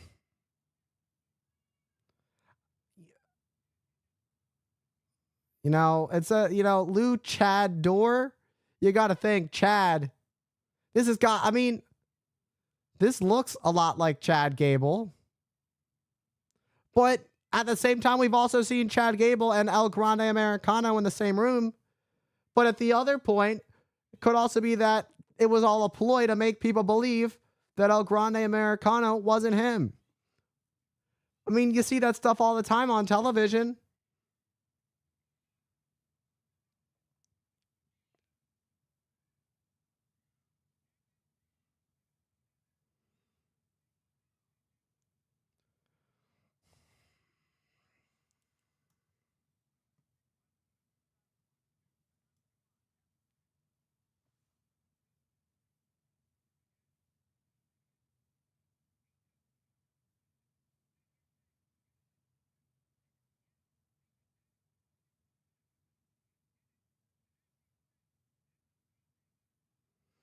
El Grande Americano making his WrestleMania debut, much like his opponent.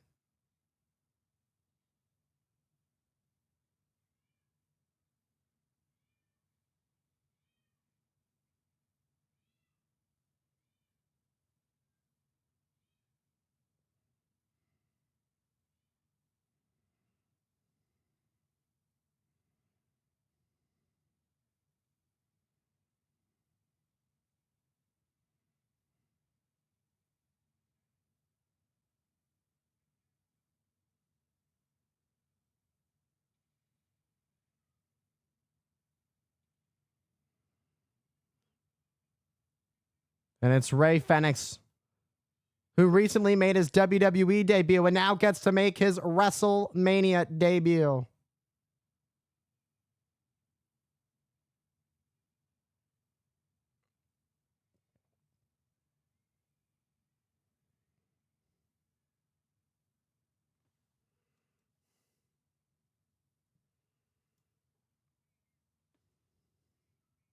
Rey Fenix has a big opportunity tonight.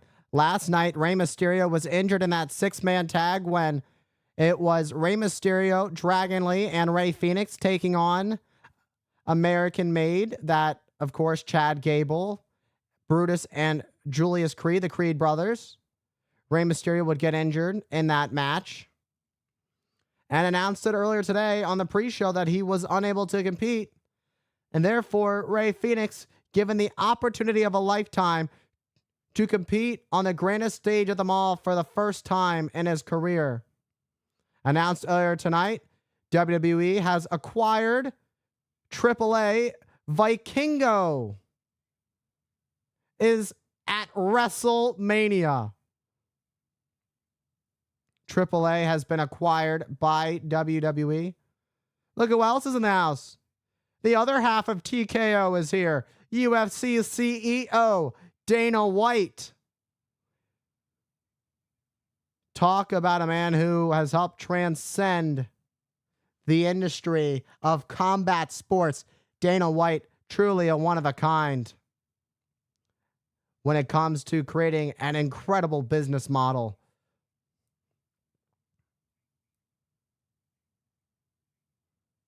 And El Grande Americano pushing back Vikingo. And Vikingo just nailed El Grande Americano with a kick. That was after that Americano pushed Vikingo. And now this match is officially underway And a Hurricane Rana holds on. Oh, one for the cover. Oh. And a bridging cover. Phoenix kicked out at 1. And both of these men have a chance to win big in their quote-unquote debut match at WrestleMania. At least one of them, we are for sure, it is their debut match at WrestleMania. That is Rey Fenix. Rey Fenix only being with the WWE for a number of weeks at this point. Oh, both trying to pin each other. Bridging up. And Rey Fenix's brother, Penta, will be in action tomorrow as he challenges for the Intercontinental Championship. Penta, who made his debut with the WWE back on the second edition of Monday Night Raw in the next Netflix era, actually defeated Chad Gable in his debut match.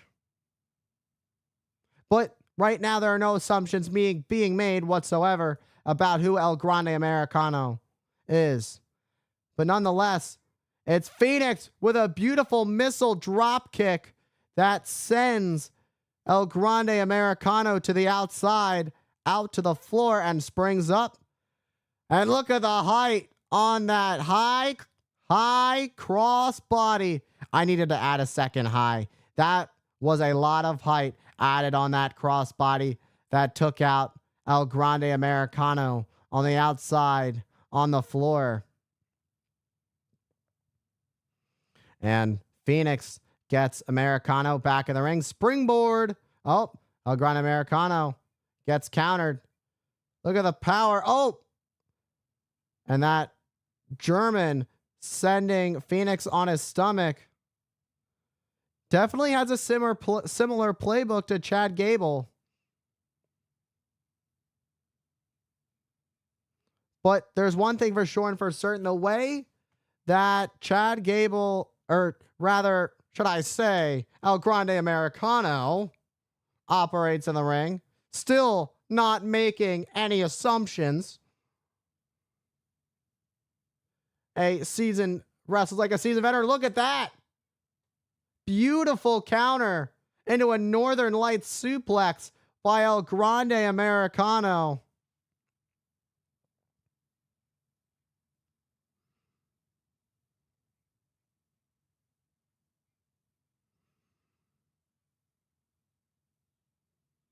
And what a shot from Fenix. Takes El Grande Americano off the top. And Fenix. Beautiful arm drag by Fenix. And a stomp to the midsection. That'll surely knock the wind out of Americano. Fenix kicks the leg. Oh, went for a roundhouse kick. But that back kick catches Americano right into the face.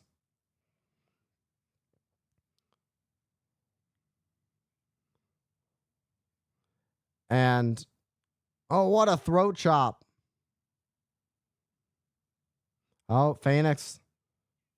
And it's that skill of Fenix as he springs back with that heel kick to the jaw of El Grande Americano, who is crawling to get back up. Oh, what a belly-to-belly throw, launching Fenix into the corner. Little bit of possum there from El Grande Americano. At least it looked like it.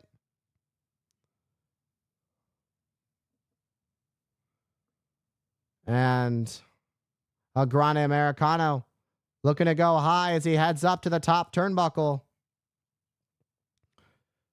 Coming for a moonsault. Down. Oh.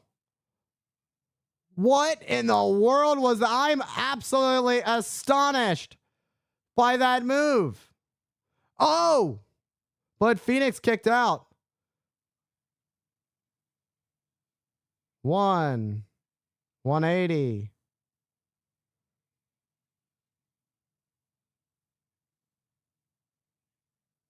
Whatever it was beautiful. Very innovative offense by El Grande Americano. This is where you see everybody be at their best. This is where you see everybody pull out all the stops. Trying to disrespect Rey Fenix. El Grande Americano was trying to pull off the mask of Rey Fenix. Looking for the fire driver. And the fire driver connects. Oh! And Rey Fenix was looking to put El Grande Americano away, but Americano kicked out. And Fenix looking to put his agility on display with that catwalk. But El Grande Americano catching Fenix. Oh, look at this. And there's that metal plate. And there's that metal plate. And the official didn't see it. The official didn't see one bit of that metal plate going into the nose. Oh, wait. Fenix counters. And Fenix this time. Catwalk. And a kick right to the face. But that hurt the foot because he hit the metal. He could have broken his foot because of the metal piece in the nose. When he kicked the face, it was the nose. He may have a broken foot. And now Chad Gable looking to, or rather El Grande Americano. And see, it can be incredibly confusing considering they work the same style. And they look nearly identical. Oh, rolling through is Fenix. Oh. But Grande kicked out. Springs up. And there's the headbutt. And there's that headbutt. And this is going to do it. One more headbutt to close this one out. Good night, Rey Fenix. And there's that flying headbutt. El Grande Americano gets the victory at WrestleMania.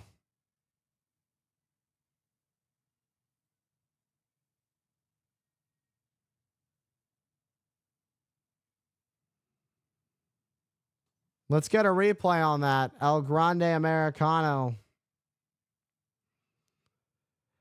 He had a little bit of extra. You could definitely say he had to steal this one to get the victory. With that metal plate in his nose. Let's get another look at some of the highlights of this. Rey Fenix was going for that catwalk kick, but that first time didn't work. Second time, it does work. See that? You saw him insert the thing in the mask, the metal piece in the mask, and the boot connected, the tip of his foot connected, but the metal could have perhaps broken the foot. And then the headbutt, that was nasty. And then one more, this diving headbutt from El Grande Americano to put the final button on it all to pick up the victory here at WrestleMania. El Grande Americano's debut at WrestleMania was successful. And Xfinity, the Wi-Fi is booming, the sponsor of this match. And there's Vikingo, someone that Rey Fenix knows very well. These two have known each other for quite some time. And Vikingo checking in on Rey Fenix. And Vikingo helping out Phoenix. And nonetheless, what a win for El Grande Americano.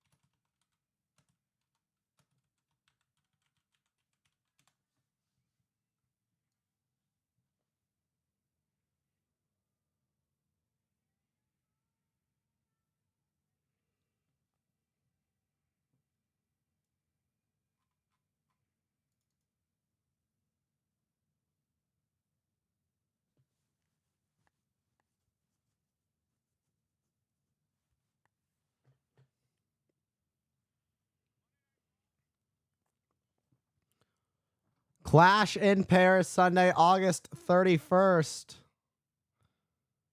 And Monday Night Raw, September 1st. Get the combo now. Tickets on sale. No, tickets on sale Friday. Pre-sale on Wednesday.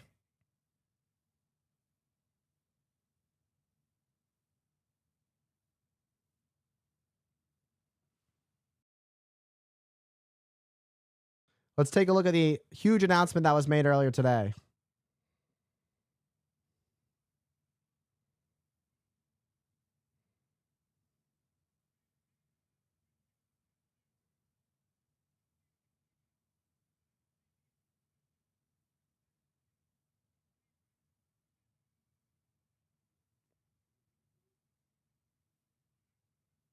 A massive announcement that was made earlier tonight. The acquisition of AAA. Many guests from AAA joining us tonight, including who we just saw, Vikingo. You see Maricela Pena, the president of AAA, Dorian Pena, the CEO and general manager of AAA, and Alberto Fascia Cohen, the Philip co-founder.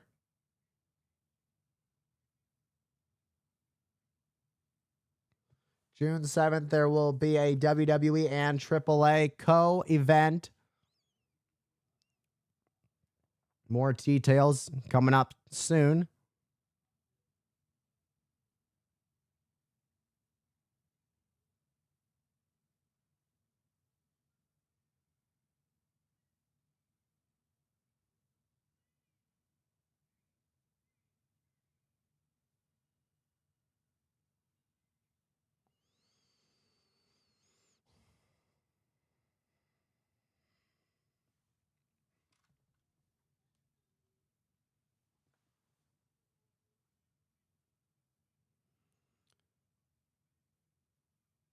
Shawn Michaels is still awake, which is pretty crazy. He went for the Hall of Fame, was at the Hall of Fame till 1 a.m. and then had to be up for NXT at 5. And we had NXT earlier today. NXT TakeOver was earlier today. And now here he is at WrestleMania.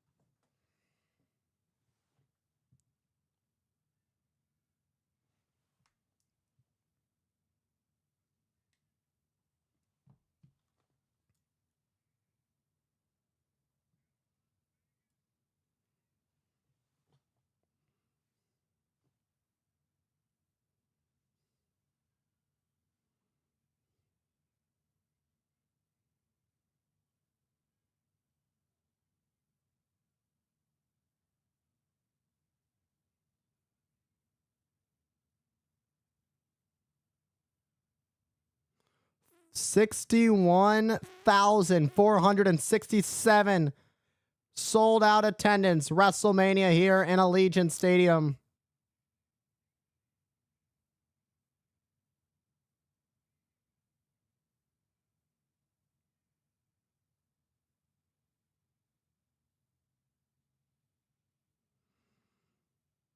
$61,467.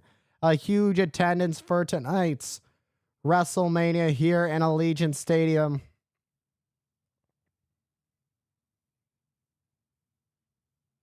What a beautiful stage for WrestleMania. Beautiful set.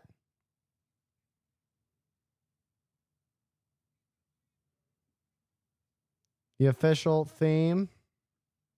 Travis Scott's Fiend featuring Playboy Cardi.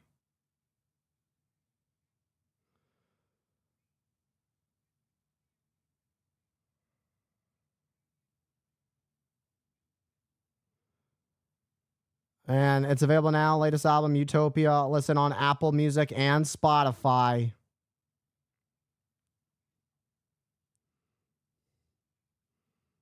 Shout out to Fiend. And now, speaking of Cactus Jack himself, Travis Scott's Cactus Jack times WWE collection is available now on WWEshop.com. Go to WWEshop.com now to shop all the Cactus Jack times WWE merchandise. Shout out to Stephen Amell, actor and 2015 Slammy Award winner. Known from Arrow. Israel Adesanya, UFC middleweight fighter. One of the best to ever step foot inside the octagon. Israel Adesanya. And the UFC CEO himself, part of the TKO company, Dana White. He's getting a close look at the action here at WrestleMania. But with lines being crossed, this match is as personal as it gets. Tiffany Stratton defends her WWE Women's Championship against Charlotte, and that's coming up next. This has been highly anticipated. That'll be coming up next.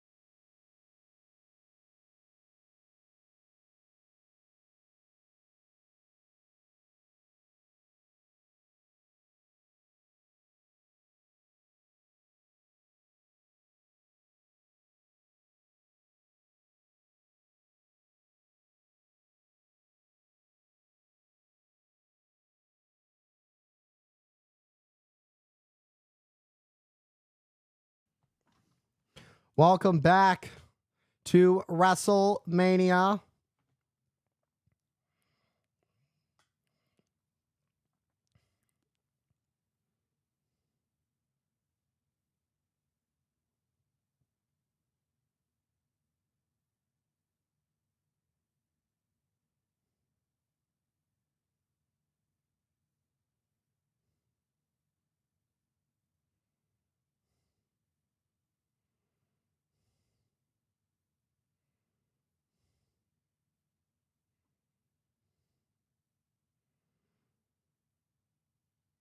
Tiffany Stratton, the one in the middle.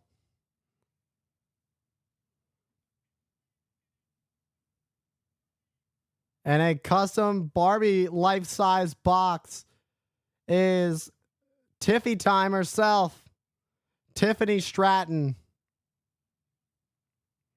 Tiffany Stratton has taken this company by storm. This is Tiffany Stratton's third title defense. She has been champion for 106 days. This is her WrestleMania debut and first ever match against Charlotte Flair. And that's what has made this feud so interesting. Charlotte being held on the highest pedestal of the women's division as a 14-time women's champion, and Tiffany Stratton, who is holding her first WWE Women's Championship.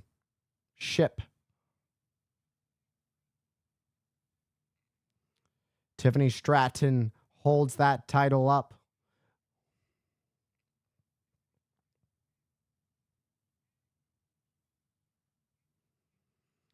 Tiffany Stratton has that it factor about her. She's had it since she's arrived in the WWE, when she arrived at the Performance Center. And you saw that Tiffany Time sign. This match is sponsored by V Better.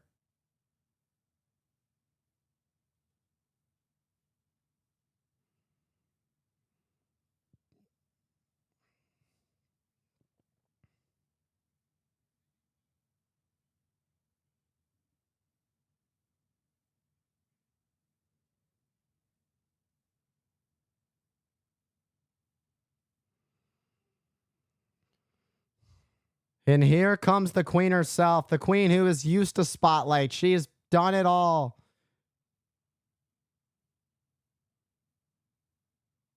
Charlotte already knows what it's like to compete at the highest caliber.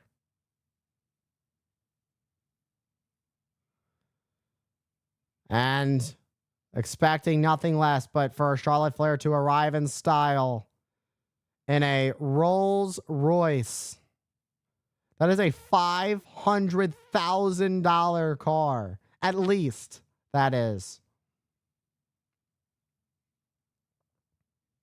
And I'm just lucky to be driving a $20,000 Honda Accord.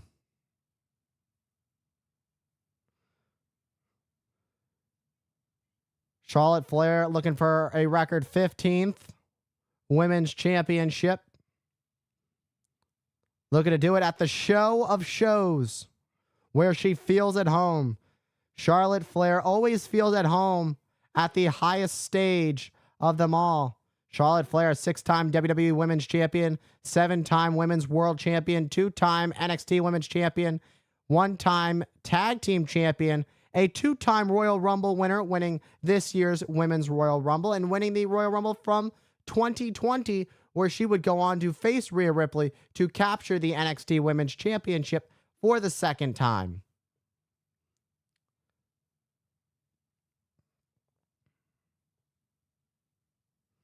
As Charlotte Flair gracefully walks to the ring, she is going to take her time.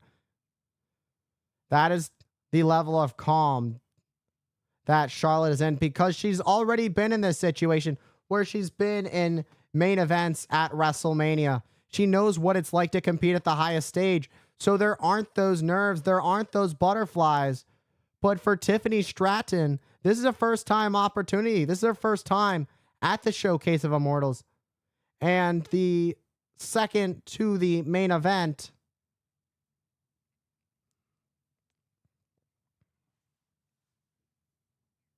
This is going to be a huge WWE Women's title match. And to announce the two stars in this contest is none other than Alicia Taylor. But Charlotte Flair soaking in the moment, soaking in the energy.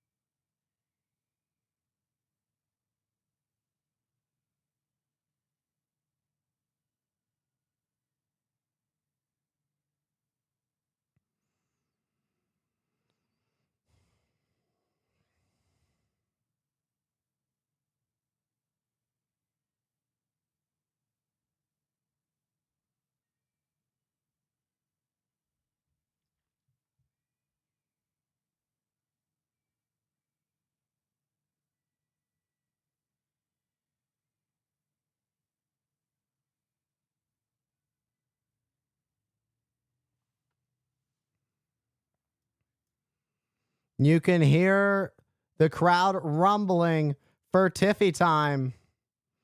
And Tiffany's trying to hands the title over to the official. It's all about the women's championship. Charlotte, who looks to become a 15-time women's champion, is going to have to get through Tiffany Stratton. This has become extremely personal. From parking lot attacks to mentioning personal affairs. These two have exchanged words. These two have attacked each other from behind. And now it all comes down to this. Charlotte Flair, who won her second Royal Rumble back in February when she would win the 2025 Women's Royal Rumble. And she chose to take on Tiffany Stratton. She was looking for somebody to inspire her as she was looking to pick who she was going to challenge. It was Rhea Ripley she would confront first on Monday Night Raw, and Rhea Ripley desperately wanted a challenge. Charlotte wanted Charlotte Flair to challenge her for the Women's World title. And Charlotte basically called Rhea Ripley a child because Rhea Ripley wasn't going to get what she wanted and was being fussy about it. Last time the two fought, Rhea Ripley had won, but tonight this is about the future and the present. It's about Charlotte Flair, who's been with the WWE for over a decade. And it's about Tiffany Stratton, who's only been with the company for a few years. And ever since Tiffany Stratton has made her debut, she's been making waves. There have also been comparisons of Tiffany Stratton to Charlotte Flair. And that is part of the intrigue for Charlotte Flair. That is what inspired Charlotte Flair to decide on challenging Tiffany Stratton here at WrestleMania. You just saw Tiffany Stratton go for the cover on Charlotte Flair, who kicked out at 2. And it was Tiffany Stratton who wanted the match with Charlotte Flair just as much. You know, it's a big opportunity. You get the chance to prove that you belong, to prove how high of a competitive champion you truly are if you can defeat somebody like Charlotte Flair. Oh, what a drop on the spine. Absolutely brutal. And Charlotte Flair rolls back into the ring and rolls back out to break the referee's count, as she knows that the title cannot change hands via countout or disqualification. The title can only change hands via pinfall or submission.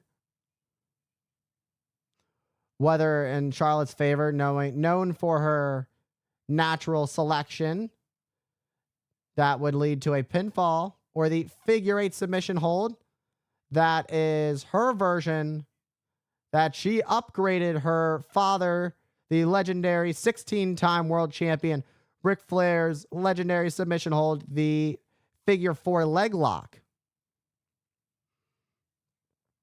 Charlotte Flair knows that she needs to stay on the attack here. And that's exactly what she's doing. She's breaking Tiffany Stratton down piece by piece.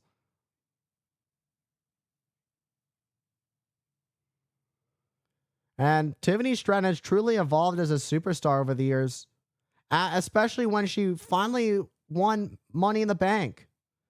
It seemed like she was never going to cash in, and it seemed like who was she going to cash in?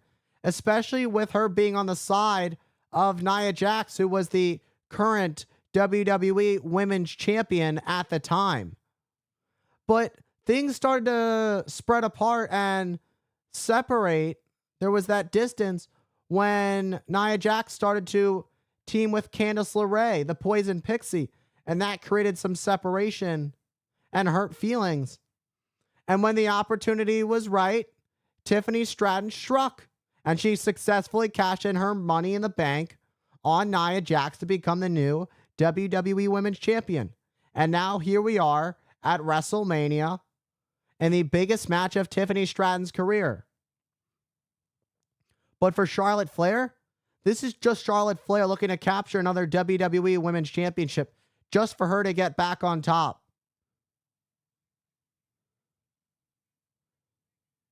There's nobody who has accomplished more in the women's division than this woman who has the Boston Crab on Tiffany Stratton, that being the queen herself, Charlotte.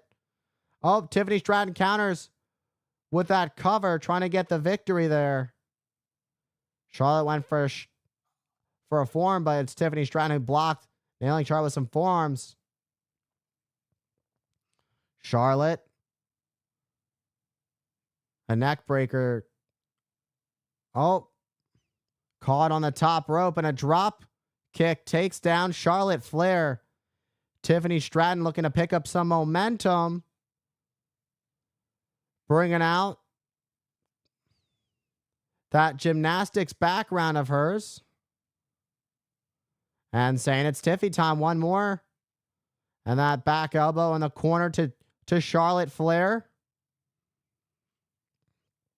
And Charlotte sent to the ropes. Boom, what a spine buster. And Tiffany Stratton stacks up Flair, but Flair kicks at it too. Let's get another look at this. Boom, beautiful spine buster by Tiffany Stratton. And with both women down, who is going to get back up to their feet first? Tiffany Stratton unable to capitalize on the opportunity after that spine buster as Charlotte Flair rolls away. Both women trying to crawl back up to their feet as Charlotte rolled out to the apron. 61,467 of the WWE Universe in attendance for night one of WrestleMania as Charlotte Flair heads up to the top. And it's Tiffany Stratton who has Charlotte Flair up on her shoulders, rolling senton. Tiffany looking for that moonsault, the prettiest. Went for the moonsault, but nobody home. Charlotte Flair, who had it scouted. That's what makes Charlotte so great inside the squared circle, is that she does the research. She knows everything she needs to know about her opponents. Oh, going for a roll through. Oh, Tiffany Stratton rolled all the way through, and a drop kick takes down Flair. And now pulls the leg back for the cover. Rather is Tiffany Stratton. And Stratton is truly taking all of it in. Everything she can learn from Charlotte Flair. There is so much to learn just from being in the ring with your opponent and getting a feel for them. Charlotte Flair has faced some of the very best in this industry. From Bayley to Becky Lynch to Sasha Banks to Trish Stratus. Charlotte Flair has gotten to face the very best. Meanwhile, Charlotte Flair held on. And a huge boot that Tiffany Stratton just ran into, but Stratton kicks out right before the 3. That was a huge impact on that big boot from Charlotte Flair. You got to wonder what it's going to take from Charlotte Flair to keep down Tiffany Stratton.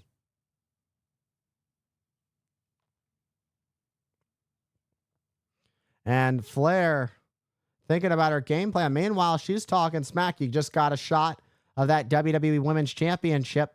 That's what this match is all about. It's all about the big prize being the top of the women's division on the blue brand.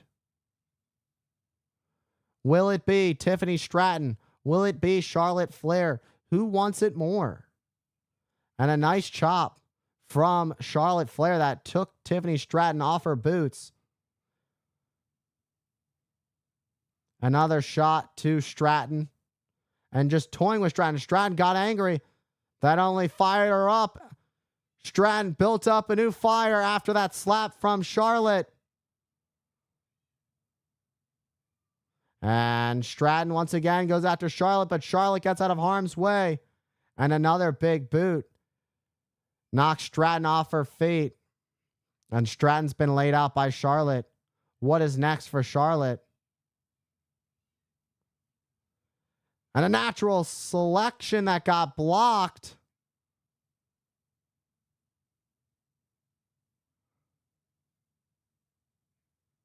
Charlotte Flair with a power bomb. It seemed that it had gotten blocked. Oh. Looking for that 15th time championship. Charlotte Flair expressing a little bit of frustration there. Let's get another look at this power bomb. A near deadlift on that power bomb. Stacking up. And Stratton tried to escape a few times, but Charlotte Flair held on and was able to connect with that power bomb. Perhaps frustration setting in the challenger, Charlotte Flair. She cannot afford for her emotions to get out of control in such a high caliber match. Oh, what an enziguri in the corner to Tiffany Stratton by Charlotte. Oh, was going after the knee of Stratton as she was looking to warm up that knee of Stratton for that figure 8 submission that I had mentioned earlier. And walks right over Stratton. The absolute disrespect. Charlotte Flair becoming extremely dismissive of the talent of Tiffany Stratton. It's a see it when I believe it kind of thing. And it seems that Charlotte is having a hard time believing that Tiffy time is as real as it gets. Tiffany Stratton meeting Charlotte Flair up at the top. But it's Charlotte Flair fighting back with back elbows, knocking Stratton off the top turnbuckle. But Tiffany Stratton still showing that she's got a dog in this fight as she keeps getting back up to her feet. Charlotte Flair rolls through. And a backdrop, but Stratton lands on her feet in the ring.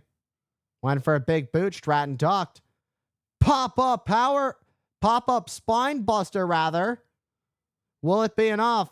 And Charlotte Flair stays alive. It's all about the endurance, what this has come down to. Tiffany Stratton is still fighting through it. Still putting her best foot forward. For the first time ever, Tiffany Stratton is defending the WWE Women's Championship at WrestleMania. With 3 title defenses, Tiffany Stratton is making her huge WrestleMania debut. And Charlotte Flair sends Stratton back, using the ropes to push her back. Charlotte Flair climbing up to the top, looking to go high risk. But will there be a big reward at the end of it? As Stratton rolls through for the cover to retain. Oh, and Charlotte kicks out. It seemed there was a little bit of blood from the mouth of Stratton. And Charlotte sending Stratton, driving her right into that middle turnbuckle hard. And Stratton just kicked out of the outside of the ring like she's trash by Charlotte. Charlotte measuring up Tiffany Stratton on the outside. We've seen this before when it comes to high risk, but this time it won't work out for Charlotte. Flair was looking for that moonsault. And now that brace that's covering the surgically repaired knee, it's Tiffany Stratton who's now going after the knee of Charlotte Flair. Oh, driving the knee of Charlotte Flair into the mat. And how ironic is it that it's usually Charlotte Flair who goes after the knee of her opponent to set up for that figure eight. Went for a big boot, but it was Stratton who kicked out. Charlotte using her incredibly long legs to her advantage throughout this match with multiple big boots. If you got them, you should use them. And Charlotte Flair is using her body to her complete advantage in this women's championship match against Tiffany Stratton. And now it's Charlotte Flair who's going after Tiffany Stratton. And this could be the beginning of the end of Tiffy time as Charlotte Flair sets up for the devastating figure eight as she warms up that knee and loosens it away in a way. And a big forearm. And a stomp to the back of the knee of Tiffany Stratton. And Tiffany Stratton on one leg. And now bridging into the figure eight of Charlotte Flair. Trying to. She's got the figure four at least, but can she get the figure eight? And mocking the champion. Meanwhile, and Stratton banging on the bad knee, the surgically repaired knee. That knee will never be perfect after Charlotte having to get surgery on it, being out of action for over a year, and a chop block to the back of the knee of Charlotte Flair, who is writhing in pain. And now it's Tiffany Stratton who has Charlotte Flair up. Rolling senton. But the knee of Tiffany Stratton has taken a bit of damage as well. Can she capitalize? Prettiest moonsault ever gets countered as Charlotte gets the knees up. Charlotte rolls through. Oh, and a kick out by Tiffany Stratton. Charlotte Flair got the knees up, but the thing is that knee took all that weight of Tiffany Stratton. All that weight that comes crashing down. That knee took that brute force of that prettiest moonsault ever. And that's going to do a lot of damage, which prevented Charlotte from capitalizing right away. And it took a second before Charlotte could roll through for the pinfall. And this is what it's all about. You got to take those risks. You got to do what it takes, even if it means putting your body at risk. Because to be at the top, you got to do whatever it takes. And the injured knee of Charlotte slowing her down a bit as she tried to crawl up to the top. Here comes Tiffany Stratton meeting Charlotte Flair up at the top. And beating down Charlotte Flair up at the top. And the punishment. Oh, but Charlotte Flair drops Stratton down. And now it's Charlotte who's measuring up the champion. Charlotte with a supernatural selection. That's got to do it. Oh! But Stratton at 2.5 continues her reign as champion as she kicks out. She keeps her title reign alive. And that is the sheer willpower of what it means to be a champion, a fighting champion. at the showcase of Immortals when it's a once in a lifetime opportunity. Not too many people get this opportunity, and you never know when you're getting get an opportunity like this again. That's why all these superstars fight so hard to give it everything they have on the grandest stage of them all. Oh, and a chop block to the back of the knee of Stratton. It's Charlotte. Now looking for the figure eight, but it's Stratton for the cover. Oh, but now back up. Power for power, counter for counter. Who's going to get the best of the other? Oh, Charlotte hit face first into that middle turnbuckle. Tiffany Stratton. Oh my God. Into the corner with that Alabama slam. I don't know if she got all of it though. She got a good bit of it. And Charlotte Flair, the back of her head hit that second buckle. And all that dead weight on the shoulder. A rolling senton. And now in position for one more. Will it be? This time the prettiest moonsault ever connects. And what a win for Tiffany Stratton, who gets a big victory over the Queen, Charlotte Flair.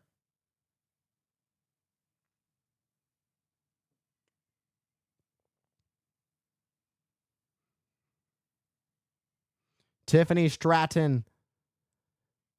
It is still Tiffy time. She has done it. A big victory over the Queen. Making sure the Queen could not claim the crown as the championship stays on the shoulders of WWE's Barbie doll, Tiffany Stratton. When it comes to toughness, when it comes to charisma, when it comes to stamina, the endurance, the grit, all of it mashed into one. Tiffany Stratton out fought Charlotte on this night and gave it everything she had, despite the damage that was done to the knee. But the world's prettiest moonsault that would allow Tiffany Stratton to retain the WWE Women's Championship here at WrestleMania. A big win for Stratton in her debut match at WrestleMania. This is the first time for Stratton, and to be the women's champion at WrestleMania is a big deal. She just had perhaps the biggest match of her career and won.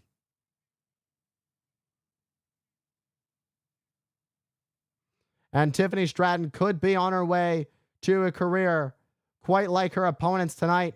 Charlotte Flair has had a legendary career in the WWE. Future Hall of Famer, no doubt about it. And perhaps Tiffany Stratton is on her way to do just the same. But it has only just begun for Tiffany Stratton, who is still in her first reign as women's champion. Congratulations to Tiffany Stratton.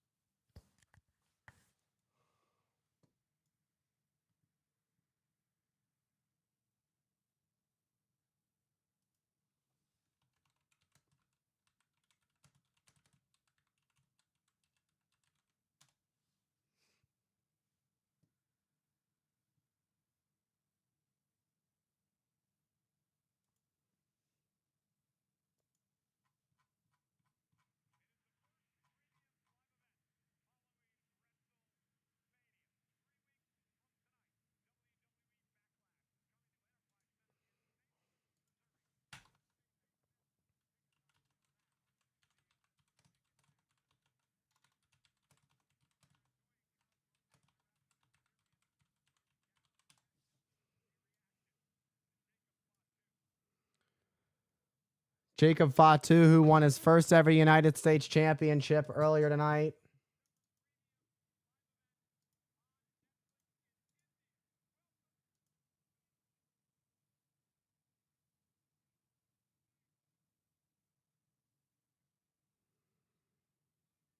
The shout out to the 35th Fighter Wing and Misawa at Misawa Air Base in Japan.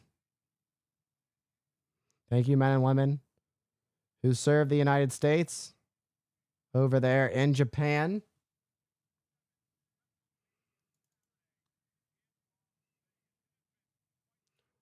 What a night it has been. Night one of WrestleMania has been absolutely extraordinary. And we have one more match to go. It is the big main event. It's the big triple threat match between Roman Reigns, CM Punk, and the visionary Seth Rollins.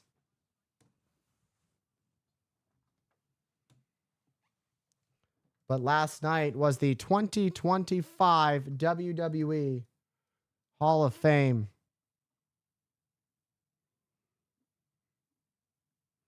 But we will come back right after commercial break.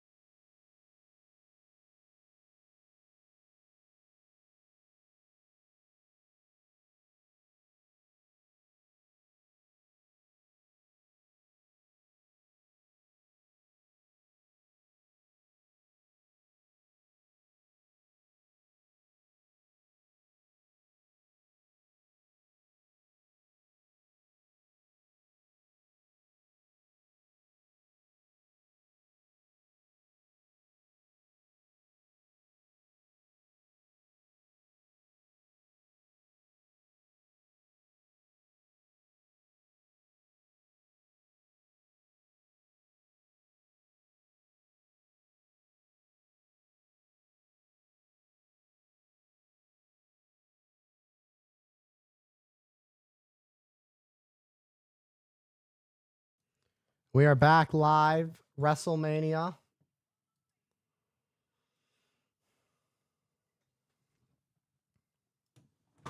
Look at the 2025 Hall of Fame class.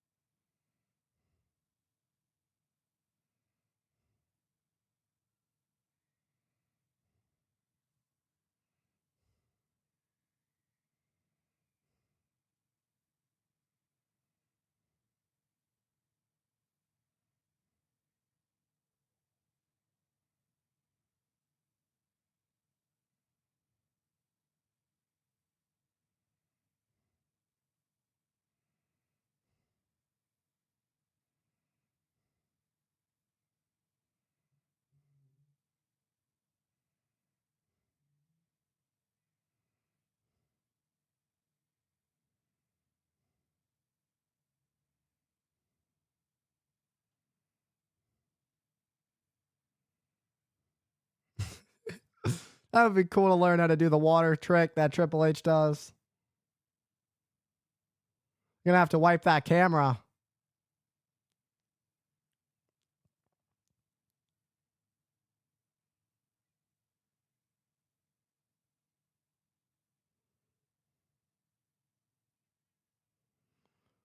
What a great class of 2025.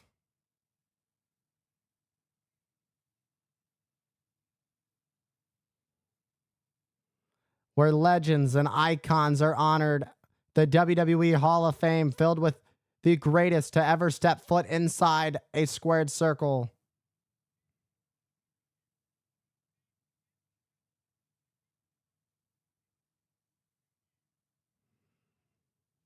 And we are heading closer to the main event.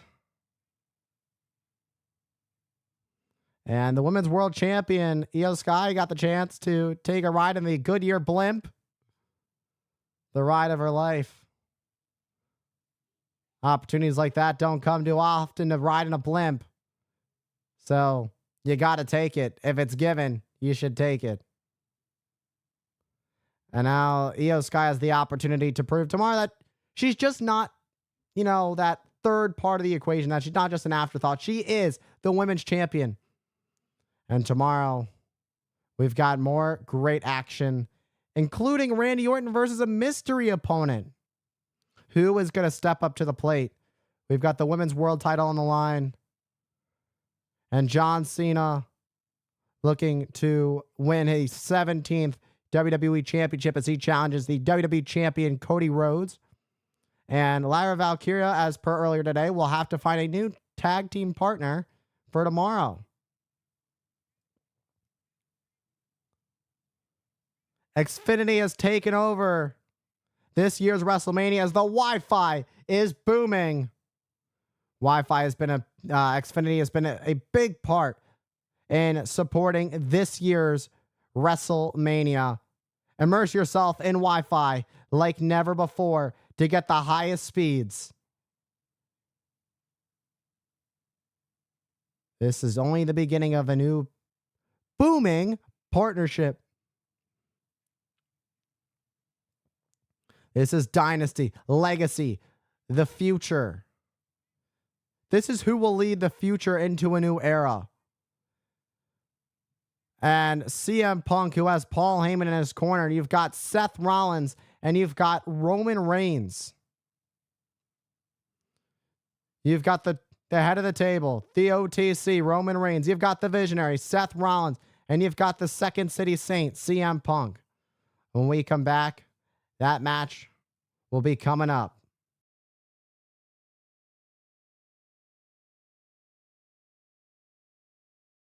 Oh, my happy trailer, WWE Happy. Welcome on in. I didn't mean to ignore you. Welcome on in. Welcome on in, Happy. Appreciate you joining in. Sorry I didn't see your comment right away. It does take me a second, so I do ask for a little bit of patience. I do read everything.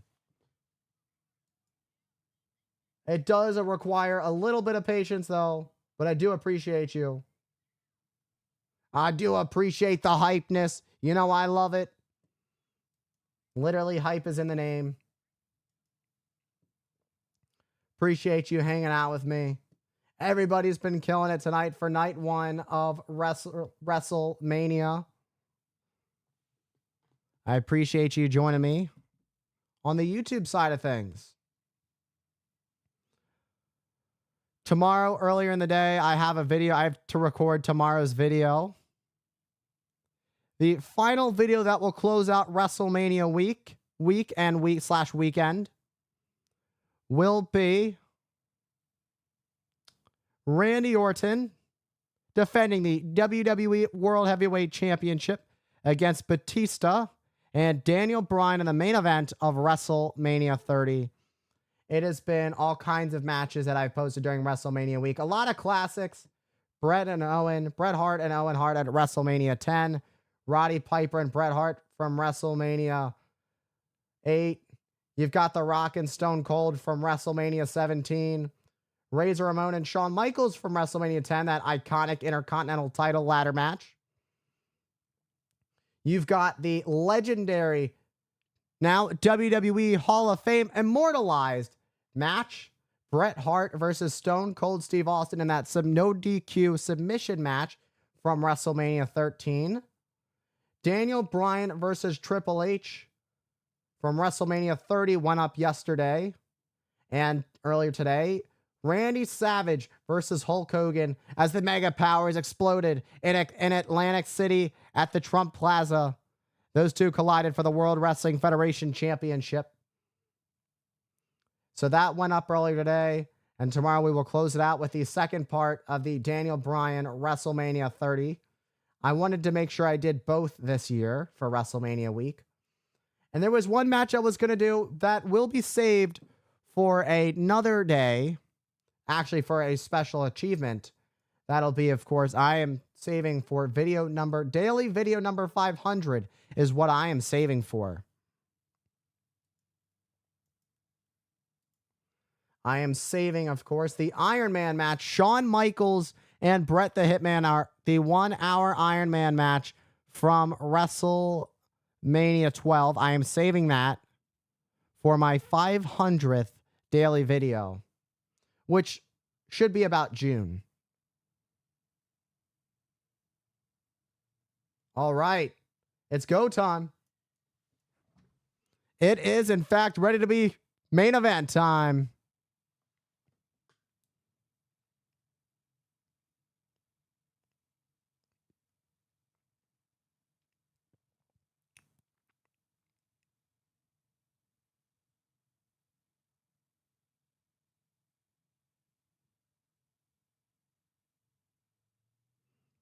You know, I always get curiouser and curiouser about Seth Rollins' outfits.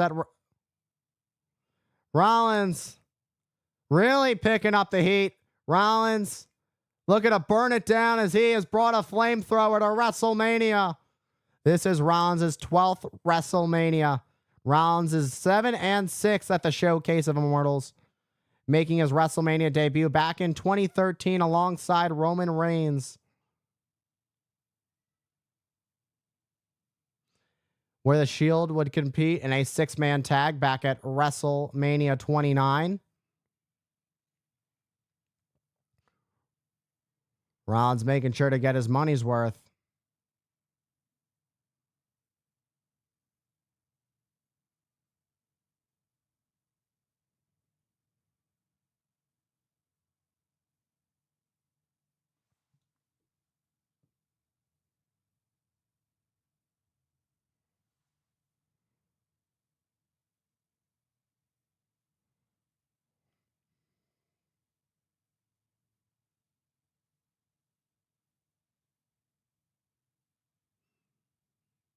From all black to all white, Rollins going shades of Michaels versus Undertaker back at WrestleMania 25, a heaven versus hell style match. And that's what Rollins appears to be looking for tonight, paying tribute to the greatest WrestleMania match of all time.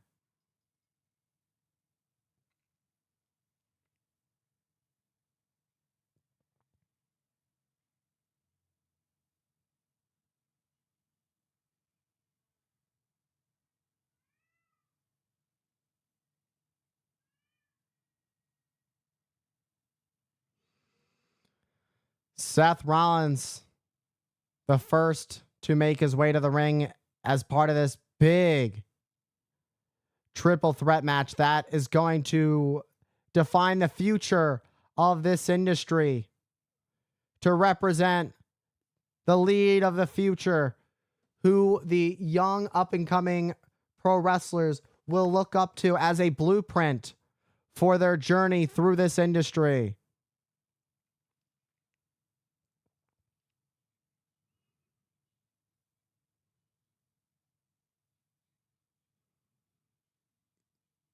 And Rollins looking for another iconic moment here at WrestleMania. Will it be tonight?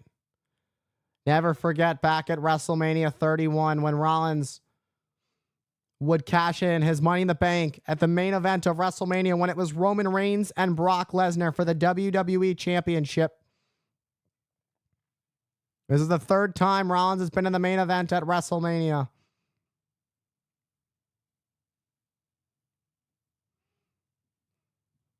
Referee Rob Zapata, the official of this match.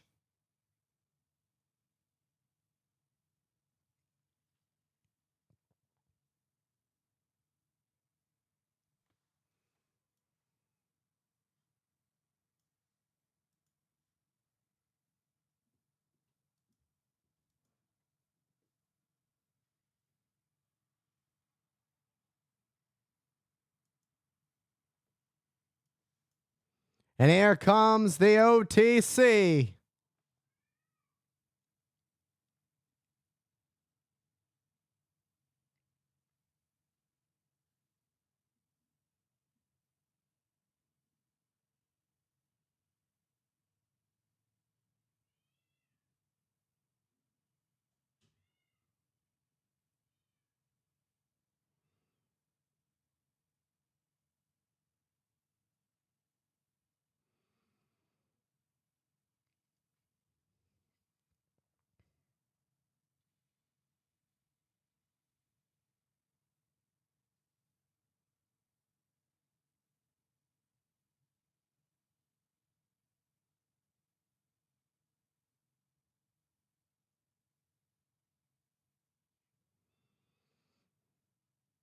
Roman Reigns is ready to go. The OTC is jacked as he's ever been.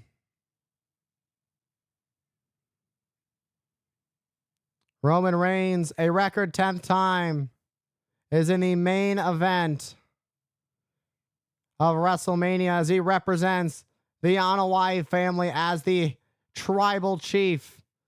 The OTC, the original tribal chief, the only tribal chief, the one true chief himself, Roman Reigns.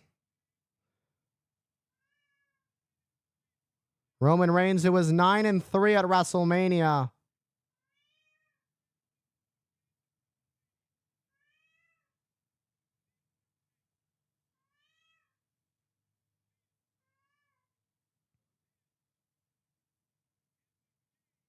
Very few people have more wins than Roman at WrestleMania, including The Undertaker, John Cena, Edge, Triple H. But tonight, it's about the future of this industry.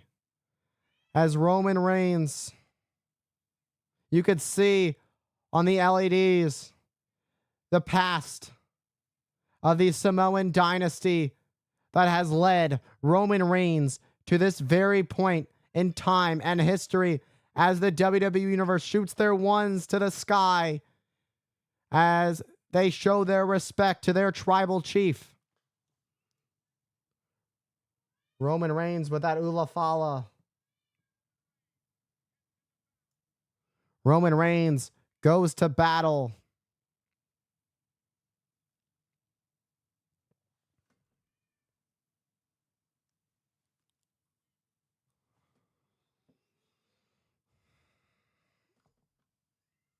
And Roman Reigns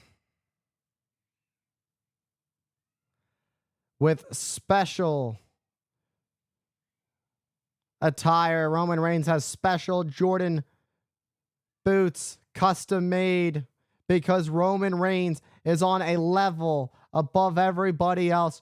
Roman Reigns is the cause of this new era of WWE that has skyrocketed WWE to sellout after sellout. It's all because of what Roman Reigns made of the bloodline and the story behind it, holding the title for 4 years before he would ultimately lose it to the American Nightmare, Cody Rhodes, last year at WrestleMania, who will defend the title tomorrow night against John Cena at night 2.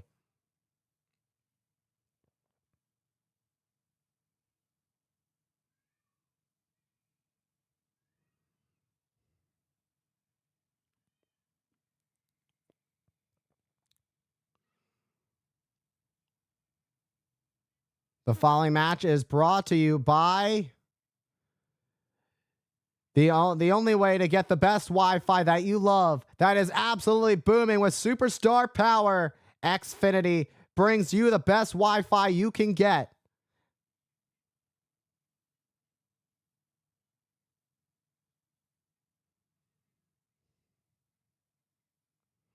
And Roman Reigns always moves so slowly and so stoic is Roman Reigns. He doesn't show emotion. Ron stares into the soul of Roman Reigns.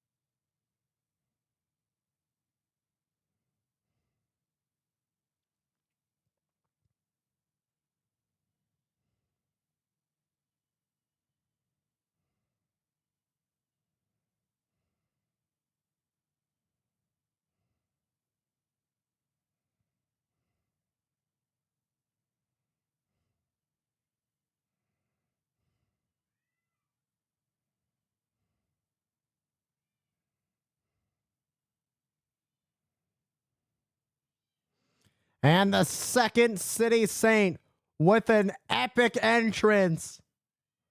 CM Punk is live and in living color. And speaking of living color, singing Cult of Personality live, singing CM Punk down the entranceway to CM Punk's first ever WrestleMania main event.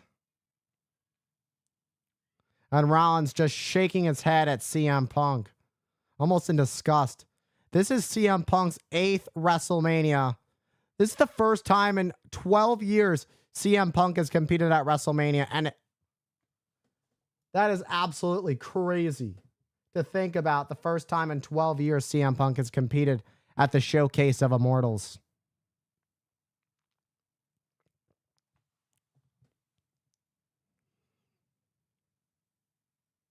The grandiose entrance for CM Punk. What he's wanted forever. That entrance for the main event.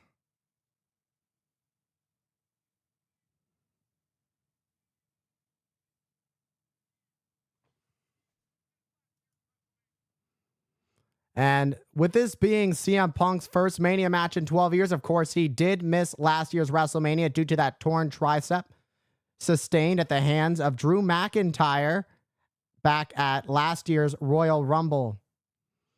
This one is for all the marbles. There may be no physical championship, but the biggest title in this industry is on the line.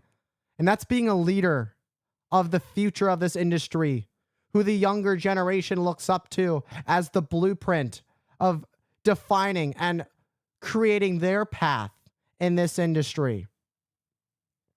And that was something that was pointed out by Seth Rollins, saying, are you going to look at somebody who took his ball, went home, and then came back only just to go to another company to take a check? And part of that is true. CM Punk did take his ball and go home. And Punk saying about Roman Reigns, or rather Rollins saying about Roman Reigns, that Reigns is a part-timer. Do you really want that to be the guy that you guys are looking at?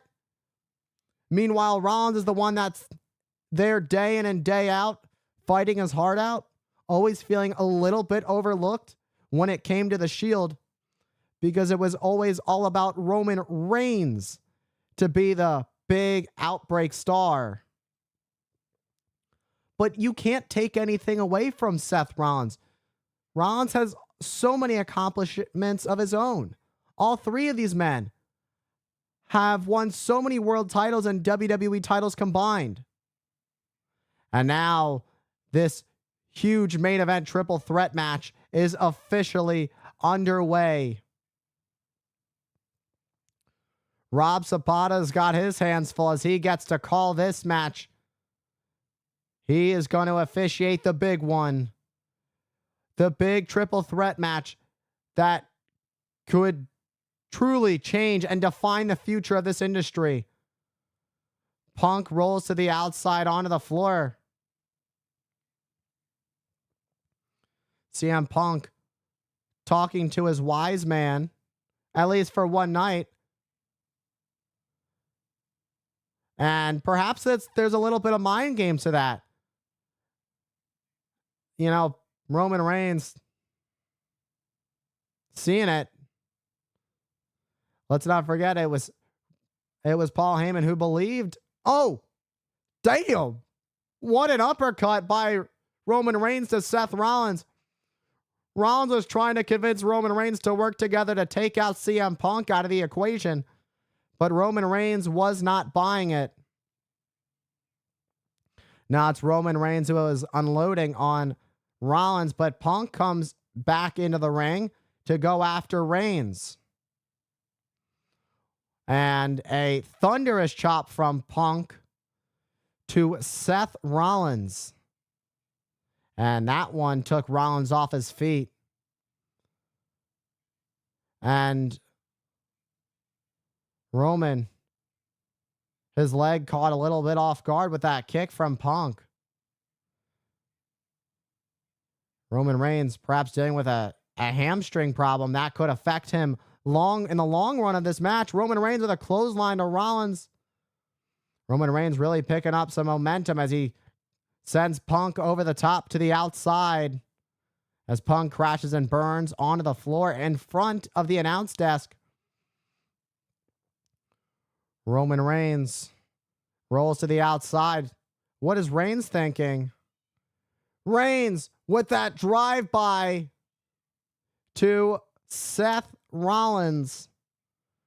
Roman Reigns has taken the driver's seat of this match. You got to wonder how wise it was for the wise man to side and choose to accept the favor of CM Punk and commit to doing so. But it's hard when you're caught between a rock and a hard place, being that Roman Reigns, that Paul Heyman was the wise man of Roman Reigns, while also being the best friend of CM Punk. Paul Heyman was caught in a tough spot, and he owed Punk a favor and couldn't deny Punk that favor because they are close friends. And a suicide dive, Roman Reigns spine first into the barricade, and again, it's Rollins who sends Reigns hard into the steel steps. These are 2 out of 3 of the Shield members that took the WWE by storm back from 2012 to 2014. They controlled WWE. But it was also at the will of Punk and Heyman. It was Punk who brought in Roman Reigns, Seth Rollins, and Dean Ambrose to be his almost guard dogs, if you will. I mean, they did call the Shield Hounds of Justice, so you could technically call them guard dogs, if you will. Meanwhile, Punk and Rollins are going at it for the third time, as Punk clothesline sending Rollins over the barricade into the crowd. Off the barricade with a double axe handle and that chair in hand. Punk with that special edition front row WrestleMania chair. Rollins.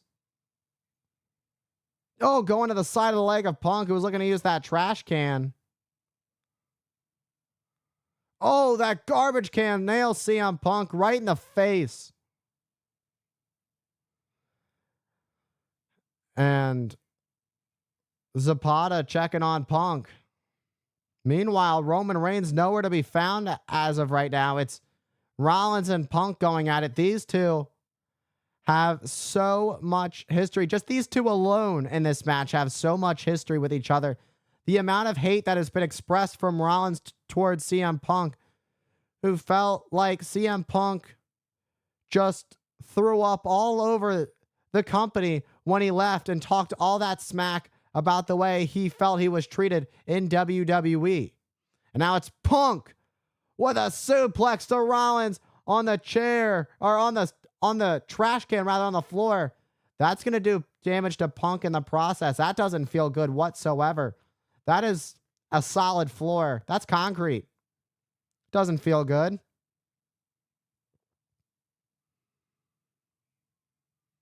And CM Punk and Seth Rollins working their way through the arena, or through the stadium, rather, that is holding 61,467 fans in attendance. It's Allegiant Stadium, the big main event.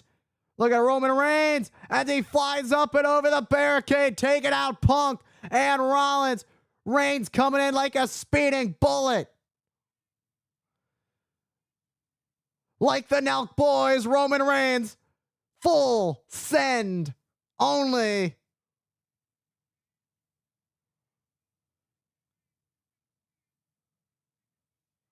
Roman Reigns just full sending it.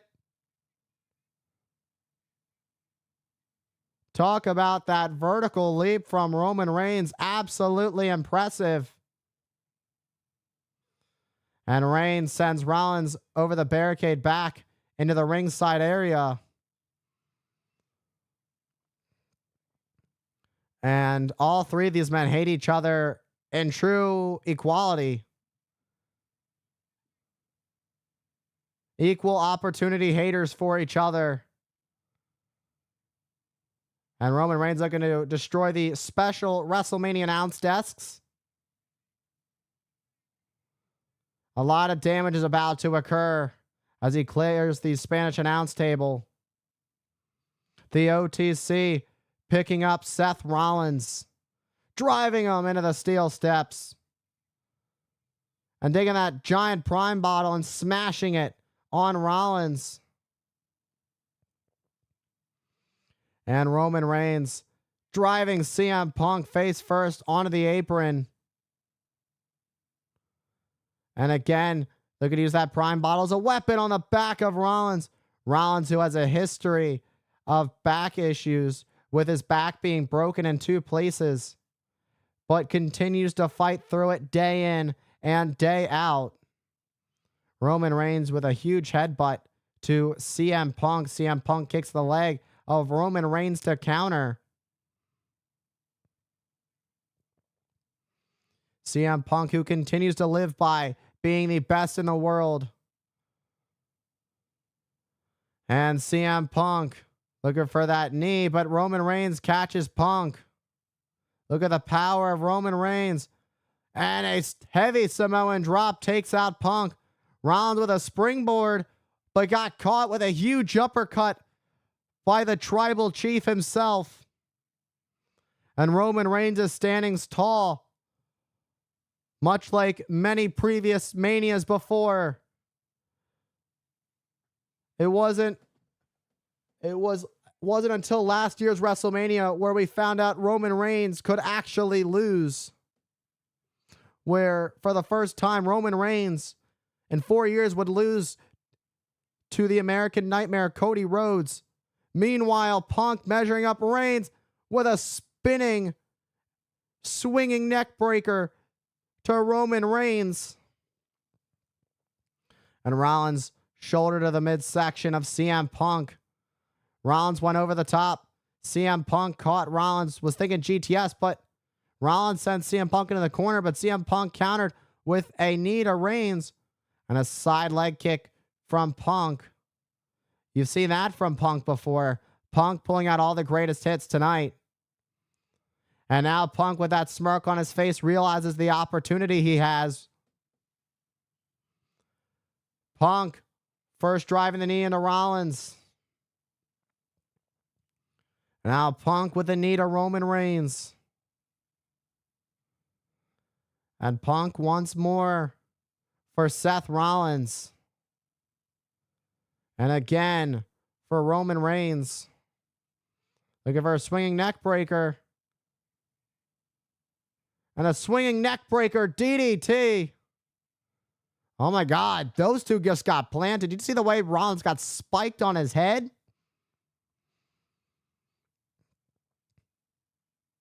Let's take another look at this. Punk taking out both Roman and Rollins. And this is what you got to do. You got to pull out all the stops. It's the main event of WrestleMania. CM Punk has worked his entire career for this one opportunity. And Punk does this to pay homage to the late, great Macho Man Randy Savage, looking for that patented elbow drop right onto the heart of Seth Rollins.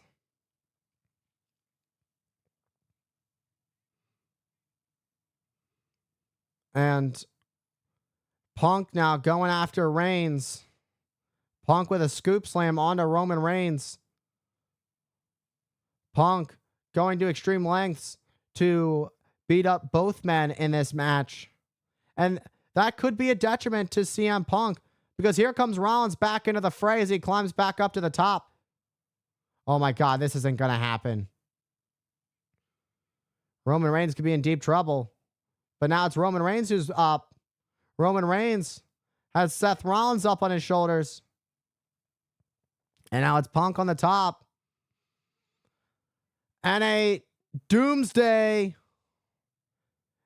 device, an involuntary collaboration between Roman Reigns and CM Punk. Roman Reigns with a Superman punch onto the Second City Saint, but Punk gets the shoulder up at 2. Punk kicking out just in the nick of time.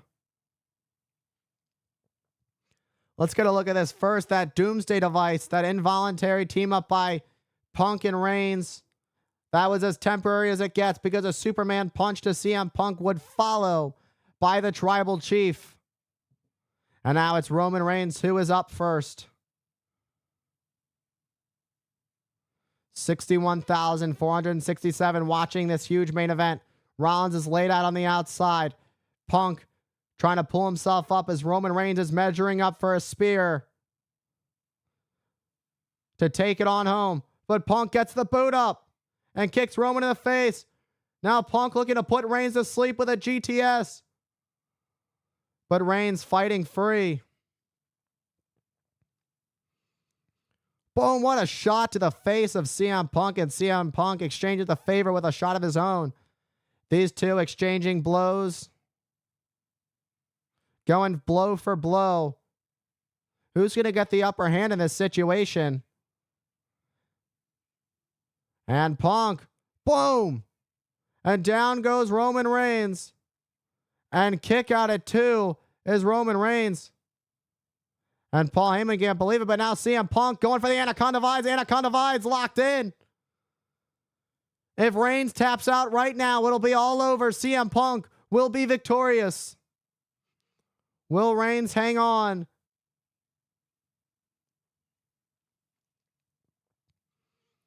And Reigns hanging on for dear life.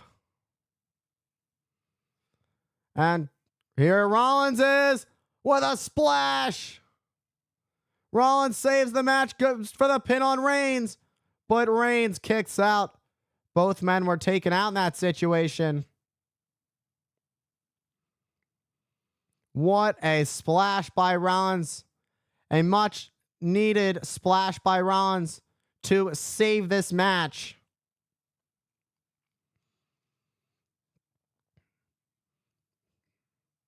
And Seth now, who is the first one back up. It's now Rollins who is about to make a big decision who to go after. Rollins going to go after Punk and now go after Reigns. Going after both, one after the other. A Punk, kick for Punk. And then now he's just going right after Punk, just hammering away on the Second City Saint. It's as physical. This match is as physical as it gets. Rollins looking for a buckle bomb to Punk. And a buckle bomb takes out CM Punk. And now it's Rollins now turning his attention to the OTC Roman Reigns. And now looking for a buckle bomb for Roman. And now delivers the same to Roman Reigns, who's also now been laid out by Seth Rollins, who stands tall. Is Seth freaking Rollins the one who's going to walk away from this match with the victory and the glory of this being one of the biggest triple threat matches in the history of not just WrestleMania, but this industry? And Seth Rollins eyes down Roman Reigns. Meanwhile, CM Punk's starting to stir, and Rollins realizes it and turns his attention to CM Punk. Was looking for a pedigree, but Punk looking for a GTS as he tried to counter. But a spear to Punk! A spear to Punk! And now it's Rollins looking for a pedigree. But Reigns counters. Back body drop, but Rollins landed on his feet. A spear, but Rollins countered it into a pedigree. A pedigree into a stomp. Rollins is going to do it. Rollins is going to do it for the victory. Oh, but Reigns just kicks out. That's as close as you get to 3 without the bell ringing. I'm surprised the timekeeper didn't even ring the bell. You saw the look on Paul Heyman's face. He's just as shocked as myself, as long as the 61,467 fans in attendance. Rollins thought he had Reigns beat. But Reigns, there is still life left in the tribal chief. What is next? What does Rollins have left in the playbook? He just hit the biggest move in his arsenal.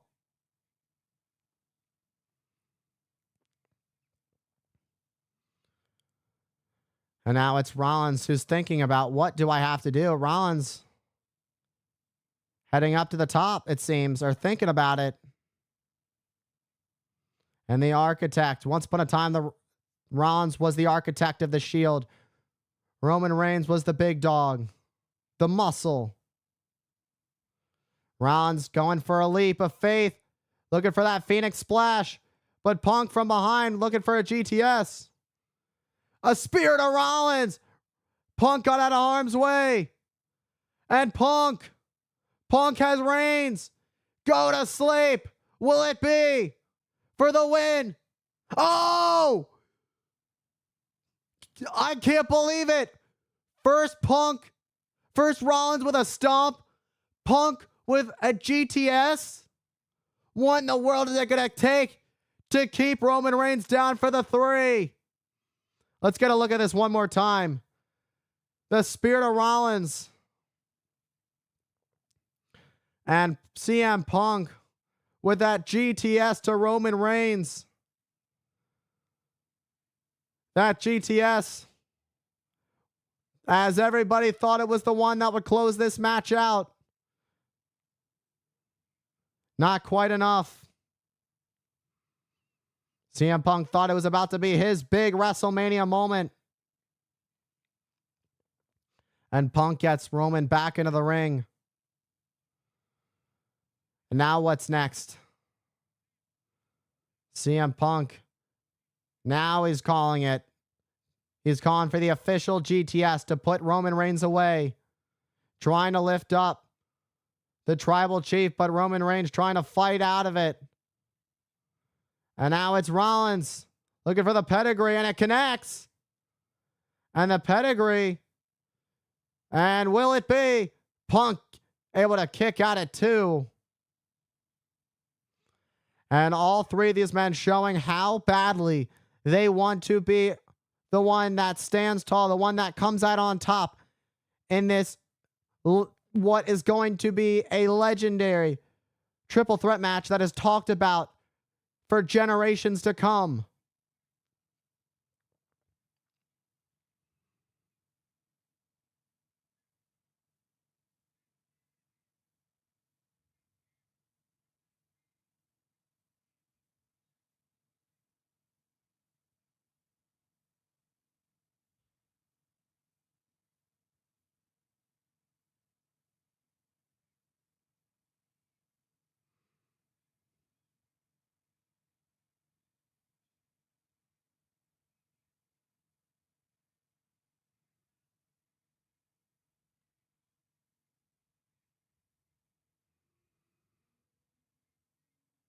And you heard Rollins say it. Rollins trying to explain to Reigns to take out CM Punk, that Punk is the outsider, that Punk is this cancer to the WWE. Oh! And now he's taking out our announce desk.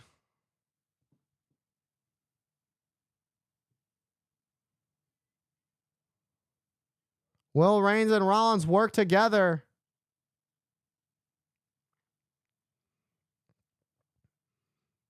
And Reigns is very confused about what to do. Roman Reigns has never been more confused. Roman Reigns so emotionally confused about where to go right now. And they're going to take out CM Punk. Bringing out the old school vibes. Oh! And they said, get out of here to Rollins. And sends Punk through the table. And Reigns has just been unleashed. Reigns, who turns his attention to Rollins. CM Punk has been laid out through the table. And now Rollins is going to go through the table. Roman Reigns getting his revenge. Roman Reigns is going to do it. He's going to finish this one off for sure. And that's it.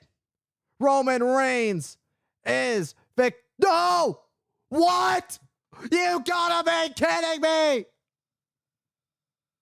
I thought that was it. I thought it was gonna be done and over. Get another look at. I am absolutely shocked right now. That I thought it was all over. Roman Reigns with the biggest spear, picking up as much momentum as he could, and it still wasn't enough to keep Seth Rollins down for the 3. What is it gonna take to keep any one of these men down for the 3 or get a submission on the other? I think my heart skipped a beat when Roman Reigns went for that spear and Rollins kicked out. I thought it was over. And now Roman going to take his frustrations out of Punk for calling his favor in for Paul Heyman to be in his corner at WrestleMania. And now Roman Reigns going to put CM Punk away. Heyman brought this upon himself.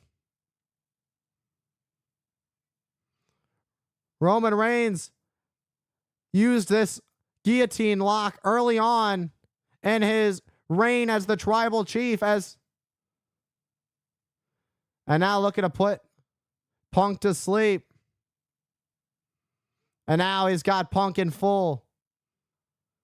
And now Punk maybe left with no choice in the center of the ring. Punk close to tap. 1, 2. Oh, and Reigns. Punk. And now he's got it. The Anaconda Vise. Locked in. Roman Reigns now caught in the Anaconda Vise.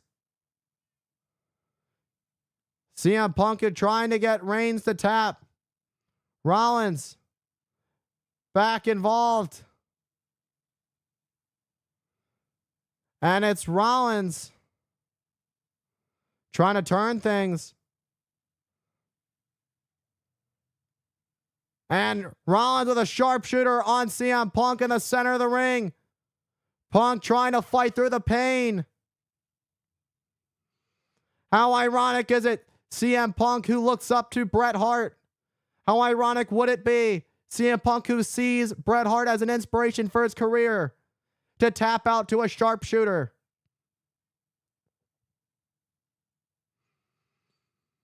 And now Roman Reigns with a guillotine.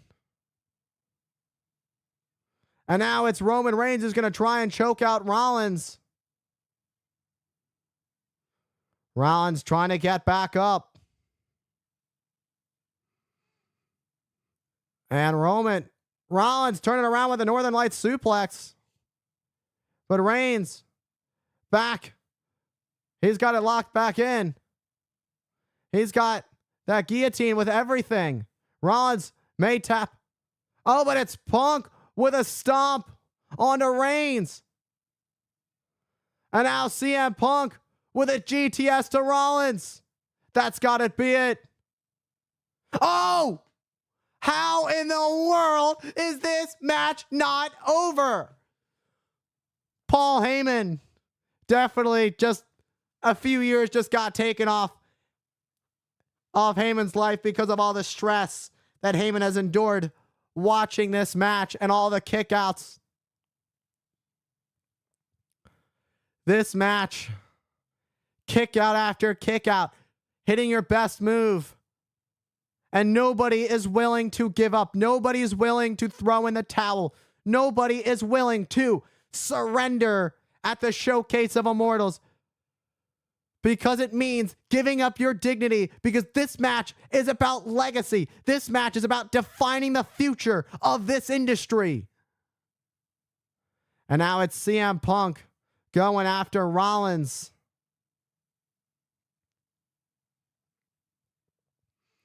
Roman Reigns and Seth Rollins both down, but it's CM Punk who's up. Now going to go after Roman Reigns. And it's CM Punk who's looking for a GTS to Roman Reigns. And now it's Seth Rollins not going to let that happen. And he gets the GTS, but a spear from Reigns. And a stomp by Rollins. And now all three men are out. All three men are down and out. Who's going to capitalize? Punk, GTS to Rollins. Reigns, spear to Punk. And then a stomp out of instinct from Rollins to Reigns. What is Paul Heyman going to do? Paul Heyman has a steel chair. Of course, with this being triple threat rules, there are no disqualifications, no countouts. Anything goes, as we've seen all kinds of chaos through this match. You got to wonder where that chair's going. We've got a triangle in the ring of these three men.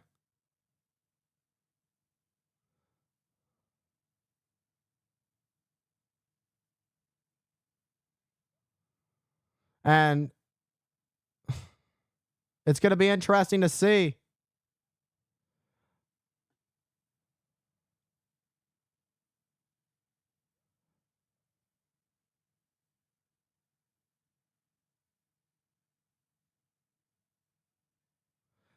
And Paul Heyman has officially made his choice.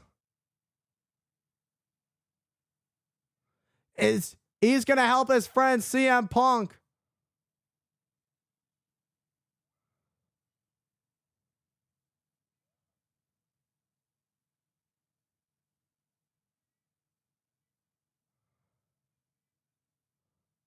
Oh!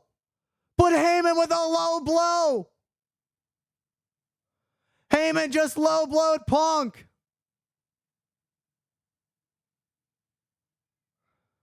Heyman just low blowed CM Punk. He just betrayed CM Punk.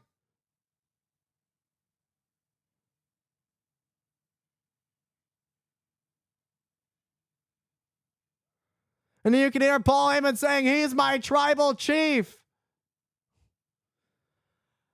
And now it's Paul Heyman who delivers Roman Reigns the chair. And this is how it's going to end. Oh! And this is where the beatdown occurs. And Paul Heyman has returned to side with the original tribal chief.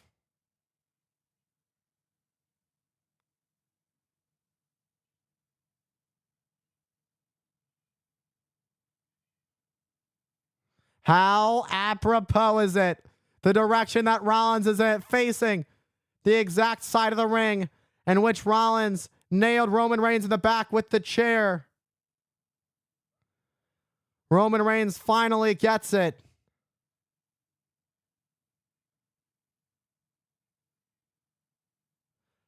What? And Roman Reigns just got low blowed by Paul Heyman. What in the world has Paul Heyman just done at WrestleMania? How many times can one man sell out in their career? I didn't know. Paul Heyman just low blowed his best friend and his tribal chief. I can't believe what we've just witnessed.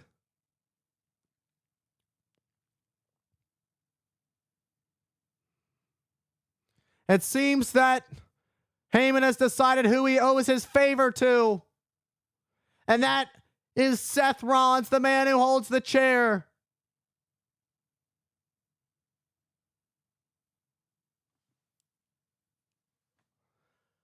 I can't believe what we've just witnessed.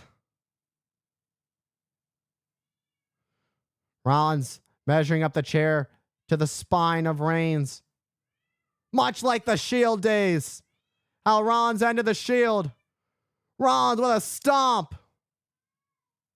And that's it.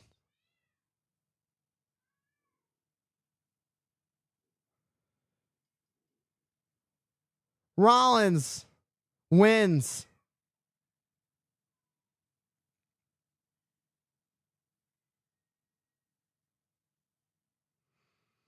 Paul Heyman has chosen how he wants the future of this industry to be led. And he wants a man who wrestles day in and day out, who won't sell out, who won't take his ball and go home, who won't choose a part-time schedule. Rollins is a part of the grind.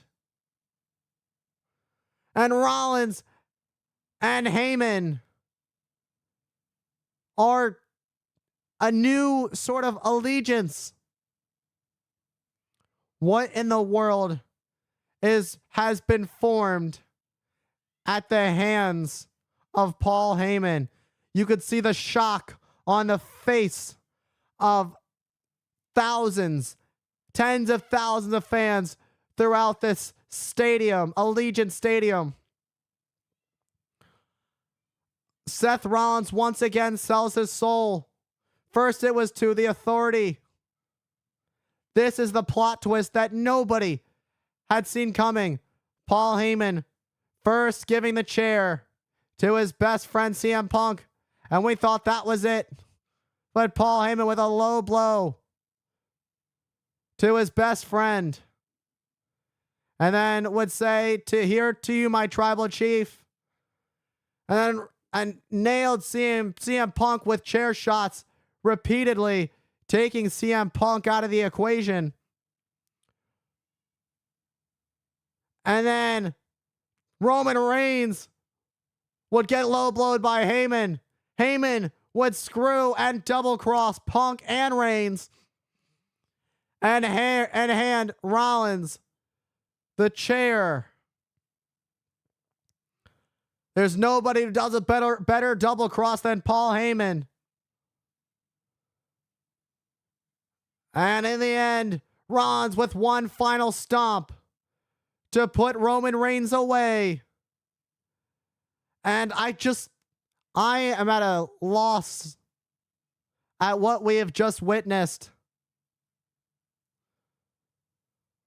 Paul Heyman will always find himself standing at the top. Paul Heyman has aligned himself with Seth Rollins.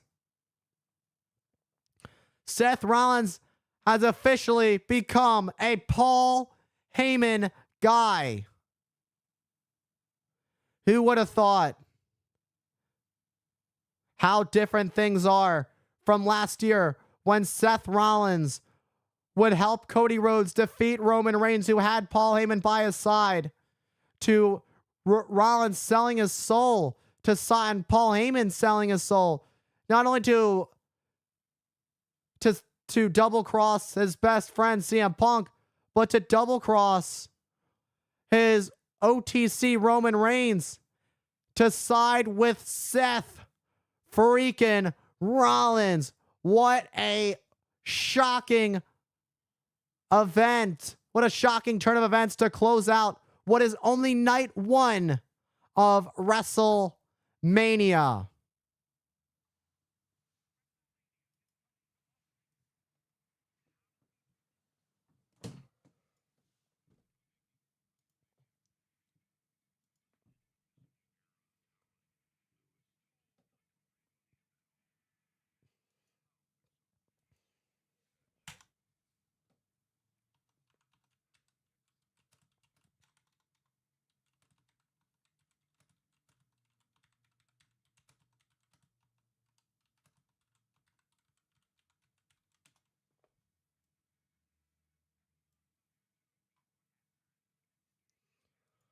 Wow, what a show.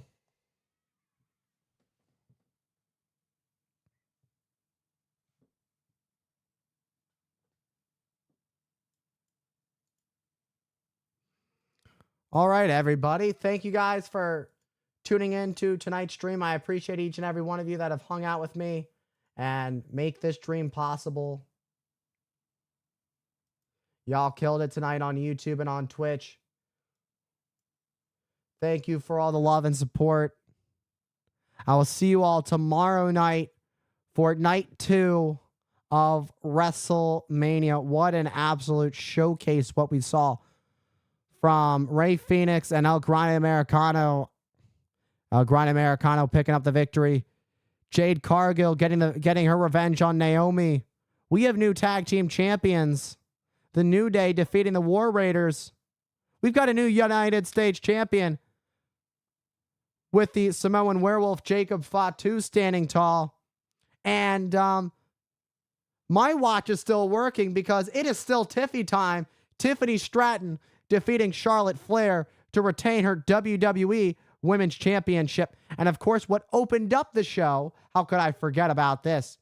I didn't forget. It's just reading in the order that I have the card in. For the World Heavyweight Championship, main event, Jey Uso overcame the odds in a very poetic fashion, would catch a sleeper hold on Gunther, forcing Gunther with no choice but to tap out as Jey Uso lives the dream, becoming World Heavyweight Champion. And what we just saw, shockwaves through the entire industry. What will absolutely shake the entire future of this industry. Rollins siding with Paul Heyman after an incredible triple threat match that I didn't know who was going to win. There were times where it seemed like Roman Reigns was going to win. There were times where it seemed like CM Punk was going to win. Times where it seemed where it's Seth Rollins that was going to win. But ultimately, Seth Rollins would sell his soul twice. Once upon a time, Rollins sold his soul over 10 years ago, nearly 11 years ago, to Triple H and the Authority. And now Seth Rollins sells his soul to the wise man, Paul Heyman. That makes Seth Rollins, for the first time in his career, an official Paul Heyman guy. What does this mean for the future of Seth freaking Rollins? But what is in store for Roman Reigns and CM Punk? This story is not over. Roman Reigns and CM Punk both got double-crossed by Paul Heyman. Paul Heyman is as scummy as they get. Heyman has always got a trick up his sleeve and always is in the driver's seat.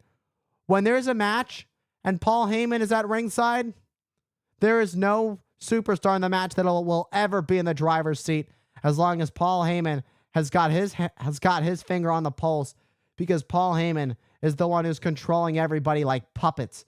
Paul Heyman makes the big decisions. Paul Heyman is the one who ensured the future of the industry lies with the hands of the visionary, the revolutionary, Seth freaking Rollins. And with that being said, thank you all for tuning into tonight's stream. Thank you guys for all the love and support. I will see you guys tomorrow night for night 2 of WrestleMania at 7 p.m. Eastern. Thank you all for the love and support, and have a great night, everybody. Stay hyped.